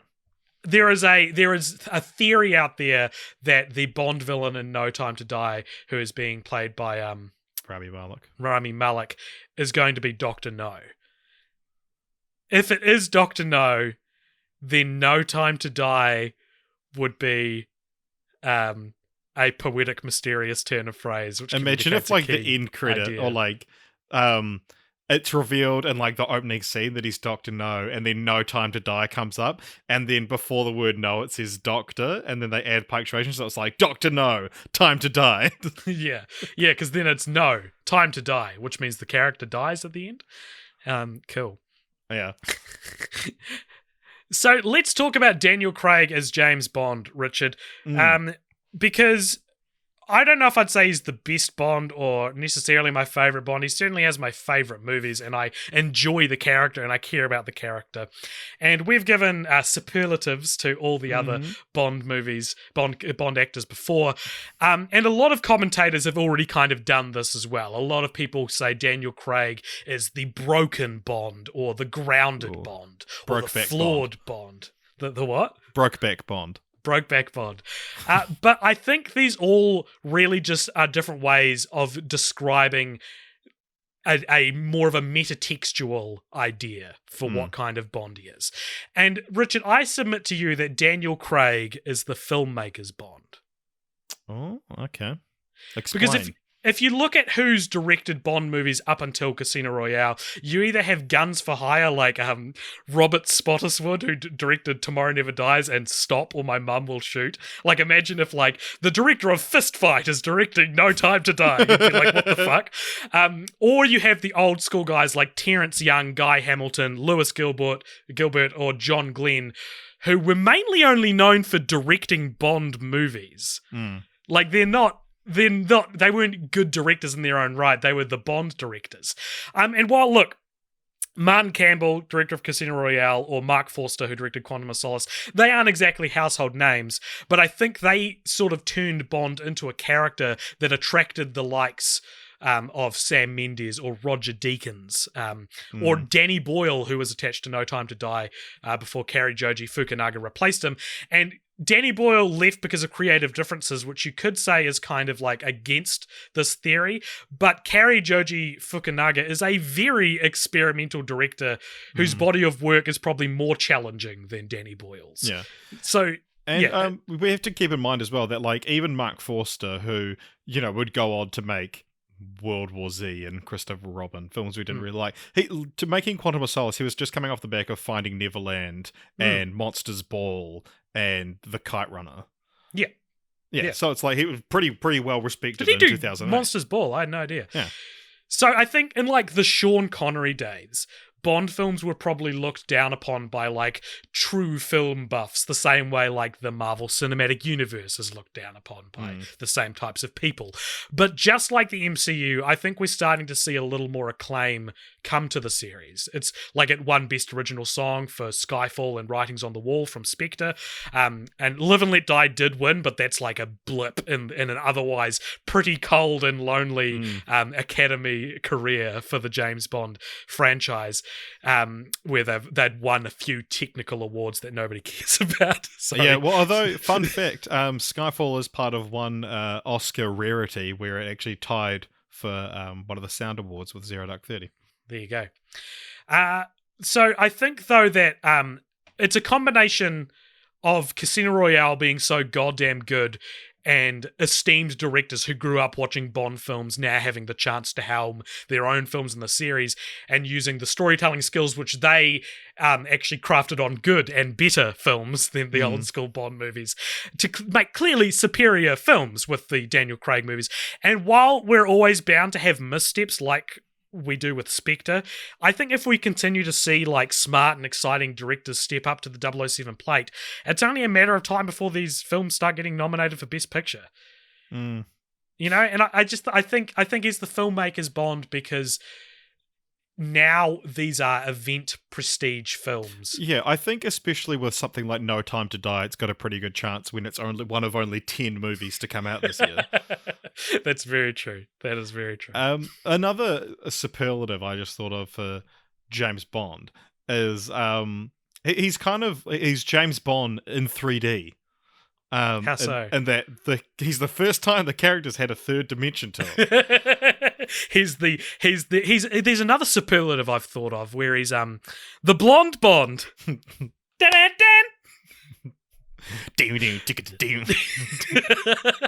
That's not even the music for the podvids, which that'll be. But that's funny still. I realized you were making a podcast joke and not a podvid joke. Yeah, Very I'm different more things. of an audio based boy. So let's talk about theme songs, Richard. Yeah, let's do it. A very exciting segment. So every James Bond film has a theme song attached to it, and also an opening sequence in which the theme song plays. So Casino Royale has a little song, Richard, called "You Know My Name" by a little guy named Chris Cornell. Now, what do you think of this song? I fucking love this song, man. This is one of my favorite songs in the world. I love this song so much. And I've been holding on to this for like 6 to 10 weeks we've been doing this. Is that at the time of recording, Chris Cornell is the only Bond theme song singer who has passed away. Right. Which is crazy when, people were singing these songs in the 60s, and it's the one from 2006 that's passed away. And so hopefully that doesn't become incorrect by the time, because it was a close call with Honor Blackman. In the realm of what we're talking about. Yeah. But man, I love the song so much. It's such like a it's just like bombastic. It's here he fucking is. Here we're gonna fucking have some. This is gonna be a good movie. It's very. It's an announcement. We've sung every song so far, so I'm gonna have to do this one. Okay. It goes like, the coldest blood runs through my veins. You know my name. I love the horns lyrics at the start of this. So we said the gun barrel sequence turns into this, and it's like bang, it's so good. But yeah, I love how it harkens back to the second half of "Live and Let Die," the song, where it's like do do do do do do. But I really like. I understand that a lot of people find Shirley Bassey synonymous with Bond, and that what a Bond theme should sound like. But I love the rocky, even like "The Man with the Golden Gun," "A View to a Kill" is kind of that. The excitement of it. So I don't talk about this too much on quizpopture, but I love lyrics. I love song lyrics. I find them one of the most. Probably the thing I enjoy most about songs, and I'd like to share, which you'll know these lyrics, but just for the sake of content, I'd like to share some of my favorite lyrics from "You Know My Name," because I genuinely love this song. I've seen angels fall from blinding heights, but you yourself are nothing so divine, just next in line. So cool. Arm yourself because no one else is here to save you. The odds will betray you and I will replace you. You can't deny the prize. It may never fulfill you. It longs to kill you. Are you willing to die? Let me find some more. Because we've had Bond themes that are just like a description of the villain. We've had ones that are just a description of Bond. The common theory about this one is that this is M singing to Bond. Do you reckon? Have you heard that? No. Because if you read like things like because where it takes place in the film or like in Bond's timeline, it's very like you have to prove yourself. You're not like anyone. And it's all like, I will replace you. You're just next in line. You need to check your ego if you're going to have the 00 status. Oh my God. I've seen diamonds cut through harder men, but you yourself, but if you must pretend, you may meet your end. Fuck, it's cool. It's so cool. Yeah, and also I love how it uses things like diamonds and odds and things like that. It's the coolest opening sequence. I need to make an addendum. On the last Bond episode, I said that the Die Another Day opening sequence is my favorite opening sequence, and Jeremy chewed me out for it because it's also very lame. And yes, you're right. It's not. I think it's more the idea of that opening sequence was my favorite one. Yeah, but like this one's all like. It's graphics. It's using because it's the song doesn't contain the words Casino Royale. It's not called Casino Royale, but it's just it evokes imagery of a casino. It's the casino Bond. Yeah. Last lyric I love here. And if you think you've won, you never saw me change the game that we've all been playing. So cool. Also, just cheating as well. Hmm. You haven't won either if you change the fucking game. Yeah, and like Chris Cornell was one of the all-time greatest vocalists. And it's also interesting because to me, this is so obviously the best one. Yeah. This is S tier. Yeah. If we're doing tier, like much like Casino Royale. Yeah. I wouldn't say this is the only good one, but to me, it's like by far the best one. This is so frequently ranked in the bottom couple, if not the worst. There's if you search Bond theme ranking, the first result has this at number 25. Yeah, but these are the same people who think that Sean Connery was a good actor. Yeah, do you know actually, and that his Bond was a good character. In the last week, I watched a bunch of videos ranking Bond actors. I couldn't find a single one that didn't put Sean Connery at number 1. Insane. He's the worst one. Fuck him. Fuck Sean Connery's character. Fuck him as a person. Yeah. All right, so Quantum of Solace had the song Another Way to Die by Jack White and Alicia Keys, which is like, I found it, look in your eye. Yeah. It's just another way to die. So this is an interesting one, because you really like this one, don't you? Okay. It's a song that's as weird as the movie it's accompanying. That's the thing, yeah. It's as messy as the film it's in. It's a strange song. A shout out to Jess. This is her favourite Bond theme. And she'll often, we have an Alexa, which is connected to my Spotify, so she can say, Alexa, play Another Way to Die. And then I can change it to, from my phone, change it to You Know My Name, which has happened multiple times, even when I've not been at home and I've seen she's listening to it, and I'll change it to You Know My Name. But it's just such a weird, messy song. Jack White and Alicia Keys don't go together. I think I love both of these artists. I think Alicia Keys is a perfect choice for a Bond theme, for an update of the Shirley Bassey. Shoot 'em up, bang, bang. And it's like, what? Yeah, and it's it's just two artists that don't go together. Trying to find the midway point of two genres that don't mix. It's the first duet in Bond history. Yeah. And I think there's a reason we haven't seen another one. Mark Ronson and Amy Winehouse apparently recorded a demo for the film. I don't know if it was Another Way to Die, but apparently Winehouse was not in the best shape at the time. Yeah, so I think a Winehouse would have been, again, she would have been perfect for a Bond theme. Yeah. You Know I'm No Good would make a perfect Bond theme. Nice. And one of what I think is one of the more interesting rejected Bond songs was there's actually a Shirley Bassey Quantum of Solace song called No Good About Goodbye, which is a real cool song. The chorus is like, no solace in a kiss, no comfort in a sigh, no good about goodbye.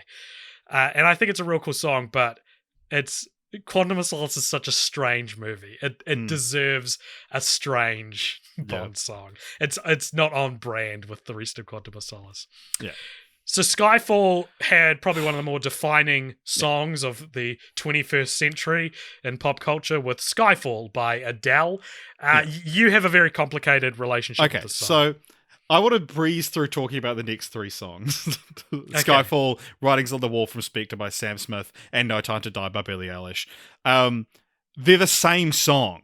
They're the exact same song. I cannot believe that no one else has pointed this out, that they're the same. So Skyfall goes, and the sky, let it come on. Oh, we will stand tall and face it all together. And then Writings on the Wall goes, how do I live? How do I breathe? And then No Time to Die goes, fool me once, fool me twice. It's the same thing. Yeah.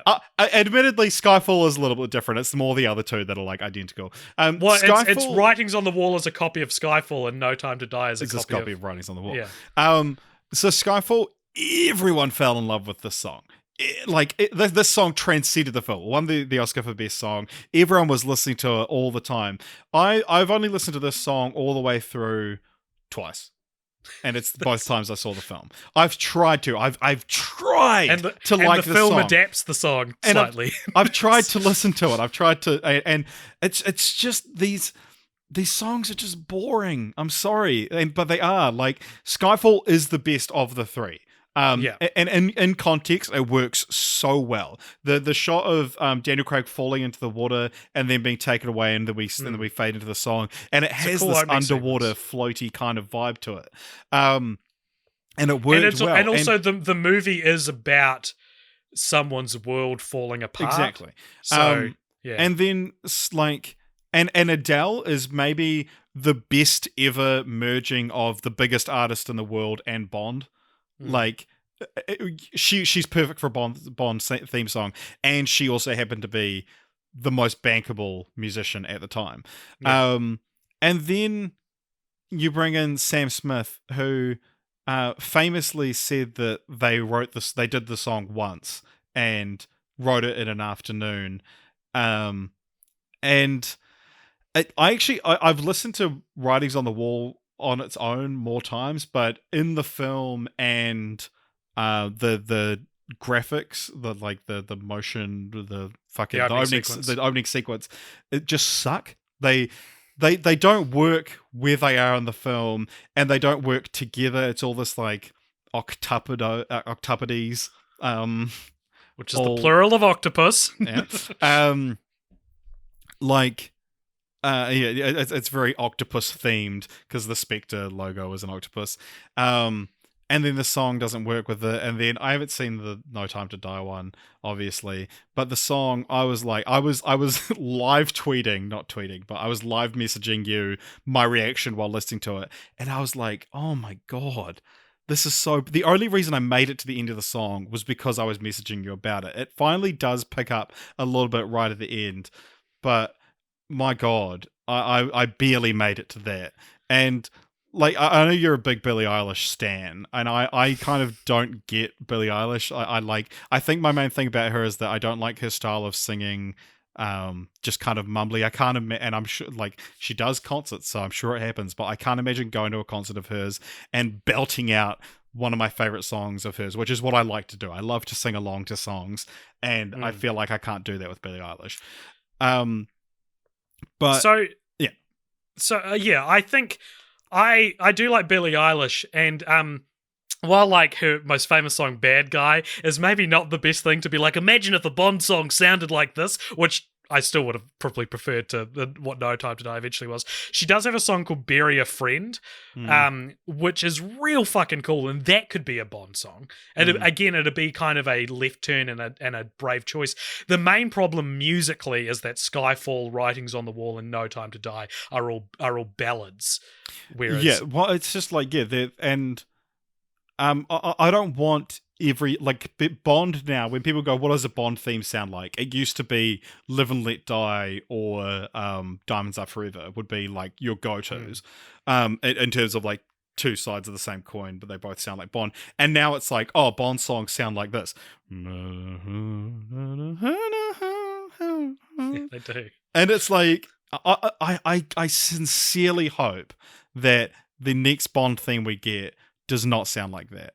Yeah. Like, I will be so gravely disappointed if the next Bond theme is just some swoony kind of ballad about how troubled Bond is. Like, when this new Bond came in, we were so excited. This is everything we've been wanting from the franchise. But now I'm kind of like, oh, is No Time to Die just going to be another moody Bond film where where this theme song that we've already heard fits it? Because I don't know if I want to sit through that for 2 hours and 40 minutes. Yeah. I would actually rank them in order of release, I've decided. Which is somewhat controversial to say Another Way to Die is a better song than Skyfall. But I just enjoy... I'm so perplexed I have an experience every time I listen to Another Way to Die where I'm like, what the fuck is the song? That I enjoy it more than Skyfall. Writings on the Wall is famously shat upon as being vastly inferior to Skyfall. But I'm like, does no one realize they're identical? Well, Writings on the... First of all, Writings on the Wall... That is why people hate it. Writings on the Wall is a terrible song title. It's writing '(s) on the wall. Right, not writing is on the wall. It just looks shit in this movie that's supposed to be about classy espionage. And while yes, I do not like the song, I deeply enjoy singing it. That's the thing. I think that's like I have a wonderful memory of when I was living in Auckland before we had started the podcast. I was living in kind of a middle of nowhere town, and I remember Skyping my friend Andre in Christchurch, and he'd just be like, "Hey, bro," and I'd be like, "What?" He'd be like, "I love you," and then he'd play it and be like, and just being like, "How can I live? How can I breathe when you're not here? I'm suffocating." It's such an achievable but good sounding note for me that I enjoy singing it because I think I sound like a good singer. But like that's the thing, and I don't know how no one else has pointed this out, but like if I go like that, which song is that? Yeah. Fool me once, fool me twice. Same thing. Oh it's God. The same thing. It's insane. So there were some famously a few rejected songs for Spectre as well. There was Spectre by Radiohead. Have you heard that? Yeah, which is like the Spectre of my... and 24 by Lana Del Rey, which I didn't find out until recently was made for Spectre because everyone's always like, oh, Lana Del Rey should do a Bond theme. She did. It's called 24. It's all right. It goes like, there's only 24 hours. Because this was Spectre's Bond 24, right? Bond 24, which is a cool idea for what to base a song around. It's all right. I think I'm not convinced. I'm even not convinced the Radiohead one is better suited to the movie. It's a better song. I don't know. It was rejected for being too depressing, right? Yeah. Well, sorry. Yeah, they had two songs rejected. The first one was rejected because they'd already written it and they didn't want to miss out on the Oscar. Yeah, it wouldn't qualify. Yeah. So yeah, I agree with everything you've said about the songs. But man, how fucking good is You Know My Name? It's so fucking good, man. You can't deny the prize, it may never fulfill you. They're long, like that song has a story arc in it. You know what I mean? Well, it's and also, Chris Cornell was my idol in 2006. I remember starting high school and telling everyone about how amazing Chris Cornell was, and that like, man, and it, like to then have him come out with a new song, and then it happened to be a Bond song. I was so excited. It's such a fucking cool song. Yeah. And it ends with, you know my name! and while Bond is like walking towards the camera and like the kind of like playing card style silhouette, but then like there's a peek of his actual eyes in the light. Oh, it's good stuff. Yeah, man. It's a good song. Man, I've enjoyed struggling through this with you, buddy. I've enjoyed the time I've spent with you, my friend. Yeah. But I have not enjoyed these films, and I'm so happy to be at the end of them. Like I wanted to record this last night. But then like other things came up, and I was so pissed off I had to wait a day to keep thinking about this franchise and to prep almost 2 hours worth of content. I didn't prepare anything. Yeah, but it must be real hard for you to prep. I've written 10,000 words about the Bond franchise. I would happily never watch another Bond film in my life. Never say never again, dude. Justin Bieber. But like, honestly, yeah. Continue. Luckily, it's all over now, Richard, because we're actually on to what is our third to last segment, but the last two are pretty short. So this is Continue the Franchise, where we're going to pitch sequels or continue the franchise in some fun way. A little fun creative writing exercise we drop at the end of Film Franchise Fortnights. So regarding the actual future of James Bond, we don't know much beyond No Time to Die, though I think everyone is prepared for something pretty drastic to happen for the next generation of Bond. I think it's interesting that for the first time in the character's history, people mostly agree that casting another handsome white man is like the least interesting thing, the least exciting thing they could do. My somewhat genuine prediction for this week's Continue the Franchise is either that there will be a dramatic shift in tone where it'll be less about who is cast and more about what is the next film. So people have been talking years about a younger Bond, a 1960s period piece, a whimsical Roger Moorian throwback like Kingsman or some other fourth direction that I can't think of. 2060s. Oh, future Bond.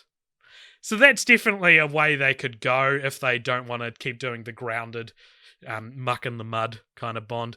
What I think will happen, though, and this is bold, I think despite No Time to Die being the title, I think James Bond will find time to die in No Time to Die. Yeah, I am anticipating the same thing, kind of.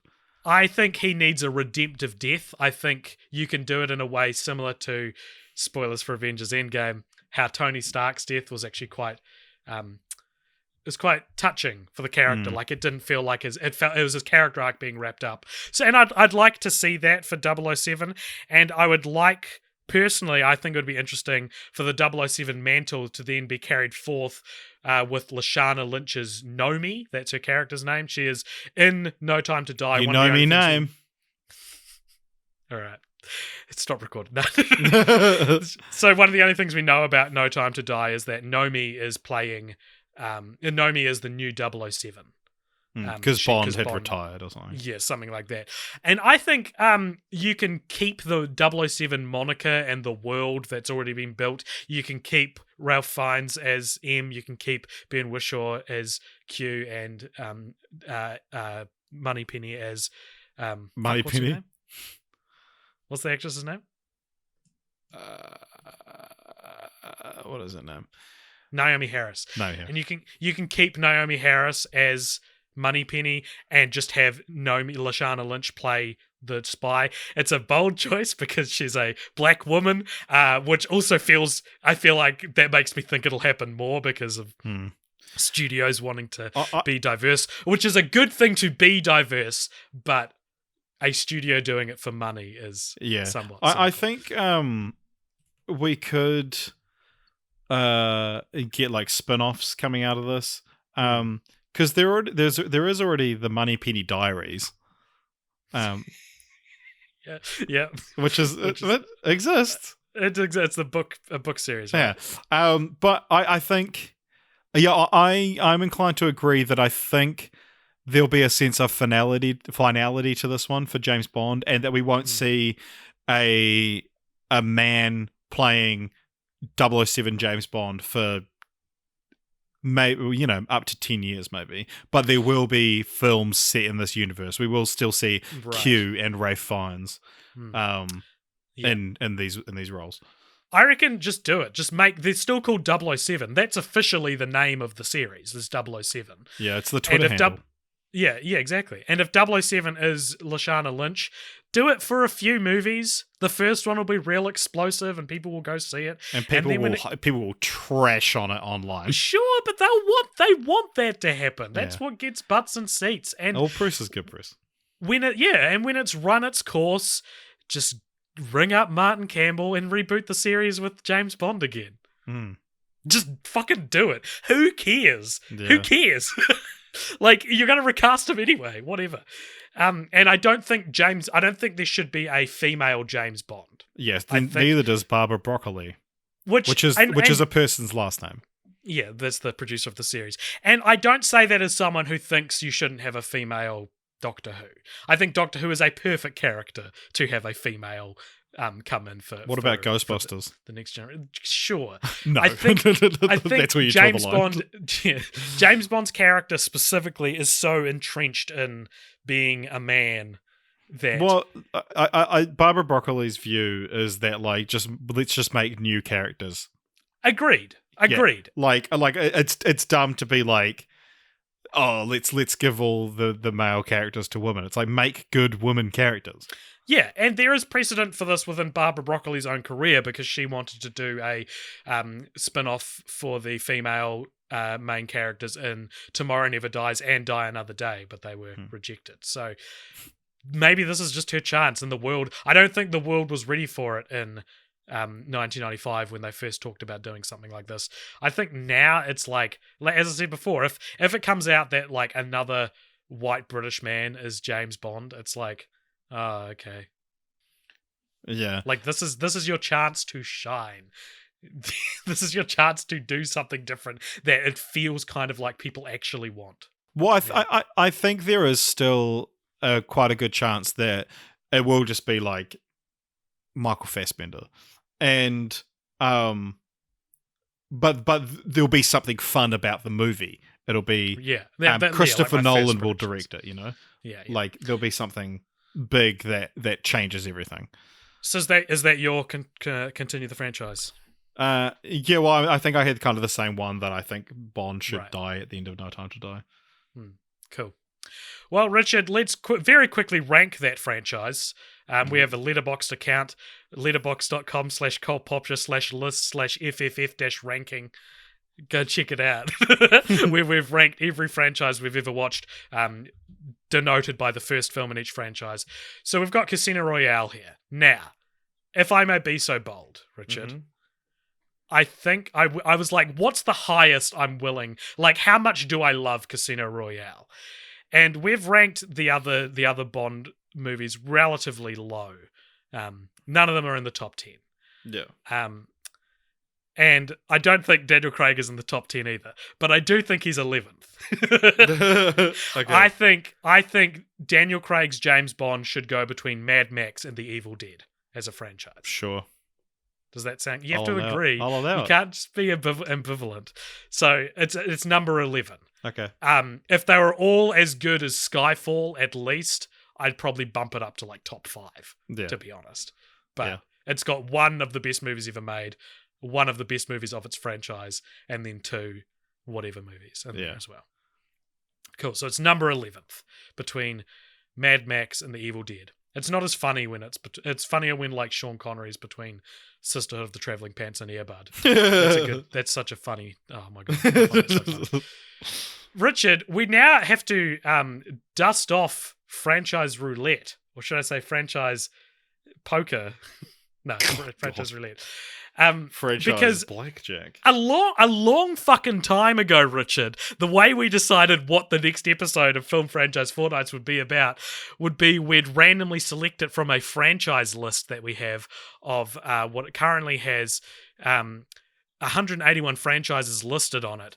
And we'd get a random number generator and we'd draw a number, and that would be the next franchise we cover in a fortnight's time, and we haven't done it for so long, and it's like one of my favorite parts about the podcast, and we've just had to watch these dumb James Bond Do you movies. want to know when would you assume the last time we did franchise roulette was? God, it would be, so it was before Santa Claus, it was before Harold and Kumar. Was that it? What was the one before Harold and Kumar? I'll tell you, when the last time we did it was RoboCop. Wow. August last year. And what was the one we landed on? RoboCop. Oh, sorry. So RoboCop was decided after which episode? Fast and Furious. So Fast and Furious was the last time we did franchise roulette. Yeah. Holy shit. That's so long ago. Yeah. Do you know, not to get into details, and you'll know, my life has changed so much. So, that's insane. That's the last time we've done franchise roulette. My goodness. Because it's either franchise roulette or we let the patrons decide. But then our off weeks since then, so our what would normally be full franchise roulettes. After Spy Kids, we did Machete. And then after Jaws, we did our Freaky Fan Fiasco. And then after that, we did Sex of the City. And then... It's stopped being a way that we genuinely find the next franchise to watch and just what to do if nothing else is planned. But it's always a treat for you and me. This is Daddy and Daddy's little treat. Okay. Give me a number, baby. 51. Franchise number 51 is... Oh, very fun, Richard. Okay, give me clues. Okay. It is starring... The main character is played by an actor who stars in the franchise that you have wanted to cover the most on this series. Is it Rambo? On this podcast. It is not Rambo. It's the other one. Is it Rocky? No, it's not. It's not Rocky. Wait, so star Sylvester Stallone? Yep. There's 3 of them. The Expendables? It's the Expendables trilogy. Very exciting. That is exciting. I've got them on Blu-ray. I bought the box set so that we could do it one day, and I've been looking forward to it. It's James Bond for people who like Fast and Furious. That's a comfortable. That's like it's not too jarring to go from James Bond to Expendables. It's like we're in a really hot pool, and we want to be in the cold pool, and now it's just slowly getting colder, so we can get acclimatized to it. Yeah. The next one after Expendables will be like fucking. The Little Mermaid. Well, don't say that because it'll be Patreon suggested. Patreon. Yeah, man. Expendables trilogy. Only 3 movies for 2 weeks. I might start them tonight. Yeah, let's. So, if you want to decide what we watch after the Expendables, you can head along to our Patreon for $1.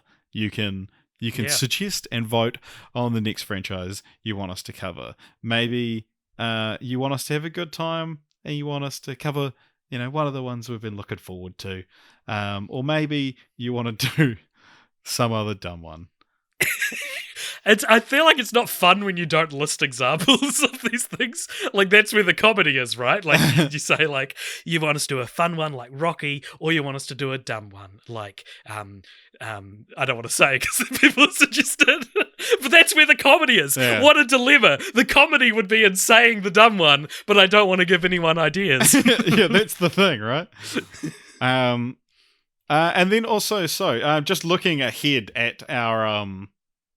at what we've got planned over the coming months. We will, we've got another Patreon suggested week, but then the next Patreon suggestion after that will fall on the 4-year anniversary of this podcast.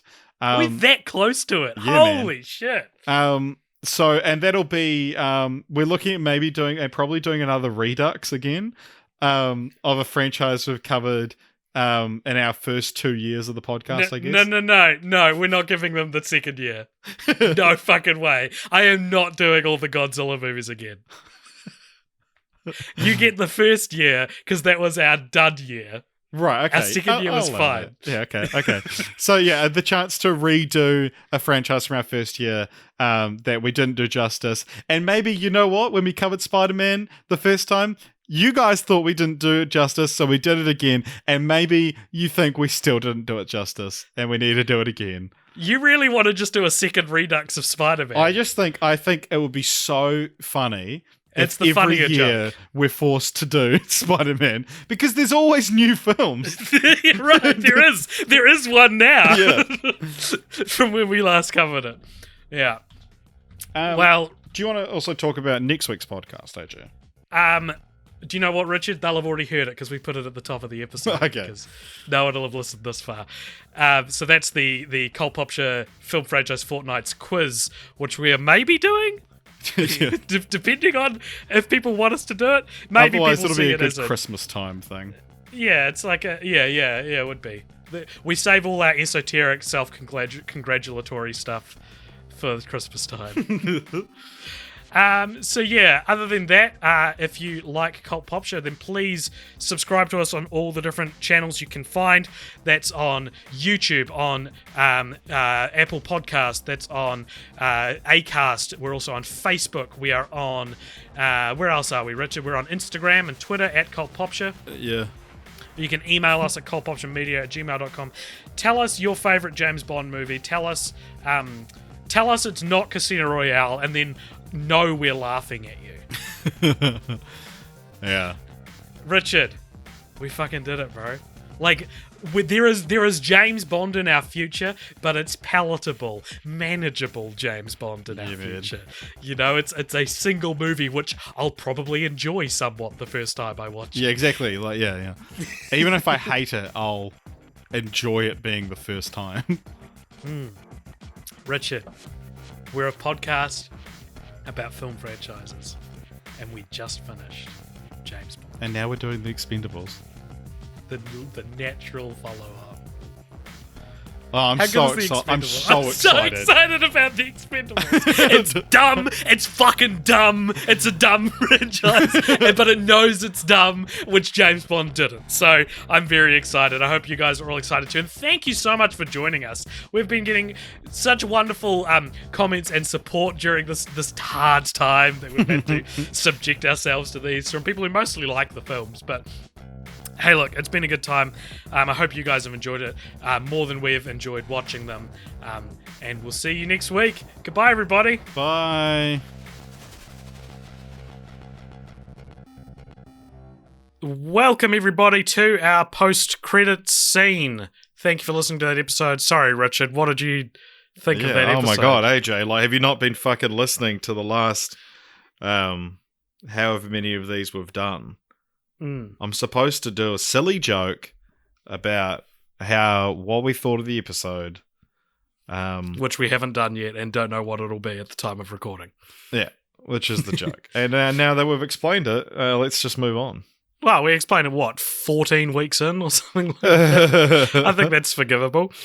So this is our post-credit sequence where if you donate more than $5 at www.patreon.com/quizpopture, you can give us something to talk about in this little post-credit scene. And this comes from patron Vincent Lara, and he asks, "Hey guys," that's not a question. Hey guys, I've spent a lot of time thinking about what I wanted to ask and finally came up with is a what if in the entertainment industry that you would like to glance... Oh, sorry, I've read this wrong. What is a what if in the entertainment industry that you would like to glance at in an alternate universe? Something like Tom Selleck being Indiana Jones or my personal choice being David Fincher doing World War Z 2. Do you think your choice would be a bomb or success? Thank you for your time, guys. Keep up the amazing content and keeping me sane at my soul-crushing job as I work to try finish college. Happy to help, Vincent. So yeah. we have... I wasn't on it, but you've done a podcast about this very subject. So not that we're not going to answer it, but for a more in-depth answer, there is a... it was movies that changed directors. I think was but the it name also of the went podcast. into other things about like things that changed in productions. The main ones I think that are like the obvious answers would be Guillermo del Toro's The Hobbit duology, which would have been amazing to see a completely different take on that, and Sacha Baron Cohen's Bohemian Rhapsody. Because I famously do not like Bohemian Rhapsody very much, but I would love to see the film that we could have gotten had it been Sacha Baron Cohen. And I think he probably still would have won an Oscar for it. That like it's still an Oscar-winning role. Even more if like he would have done the singing himself because he's actually a really good singer. He looks like Freddie Mercury, and he hasn't had many opportunities to dive deep into a character in the same way that he does with Borat or Bruno and not be like silly about it, you know? Yeah, I think my what if, the ones... So yeah, Del Toro's Hobbit is a big one. I am also... I would be very curious to see, had Heath Ledger not died, what The Dark Knight Rises would look like. The Dark Knight Rises is somewhat of the black sheep of the Dark Knight trilogy, and I'm not saying it would necessarily be better if Heath Ledger was still alive or if the Joker would even be in it, but his absence is felt in that movie.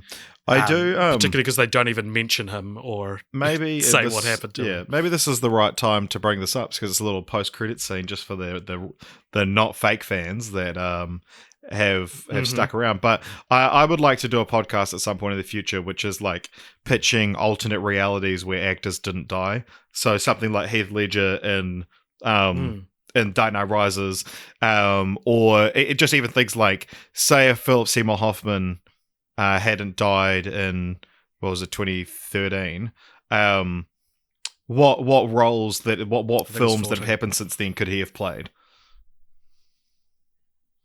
Do you know what's funny is this could be the episode that like this post-credit scene could be the post-credit scene to the episode you're saying you want to do right That would now. be very funny, and that would make up for not doing that joke at the start. Let's make sure that happens. I also I think now as well, Colin Trevorrow's Star Wars 9, Duel of the Fates. I haven't read the script, but Rise of Skywalker Can't be worse. One of the worst blockbusters in film history, and whether you, and I've said this 1 million times, but whether the Last Jedi was for you or not for you, we should all be able to agree that good storytelling means building upon and not backtracking, and all of the Rise of Skywalker was just course correction. And from what I've heard of Trevorrow's Duel of the Fates, it does sound like a building upon the story elements set up in The Last Jedi instead of backtracking on them, which is all I ask. I didn't anticipate, I don't need it to be better than The Last Jedi. I don't need, it's, you know what I mean? It's like, I just want to see the story reach its conclusions. And I feel like we're never going to get that now. A Star Wars related what ifs. One, what if they never made, Disney never bought Star Wars.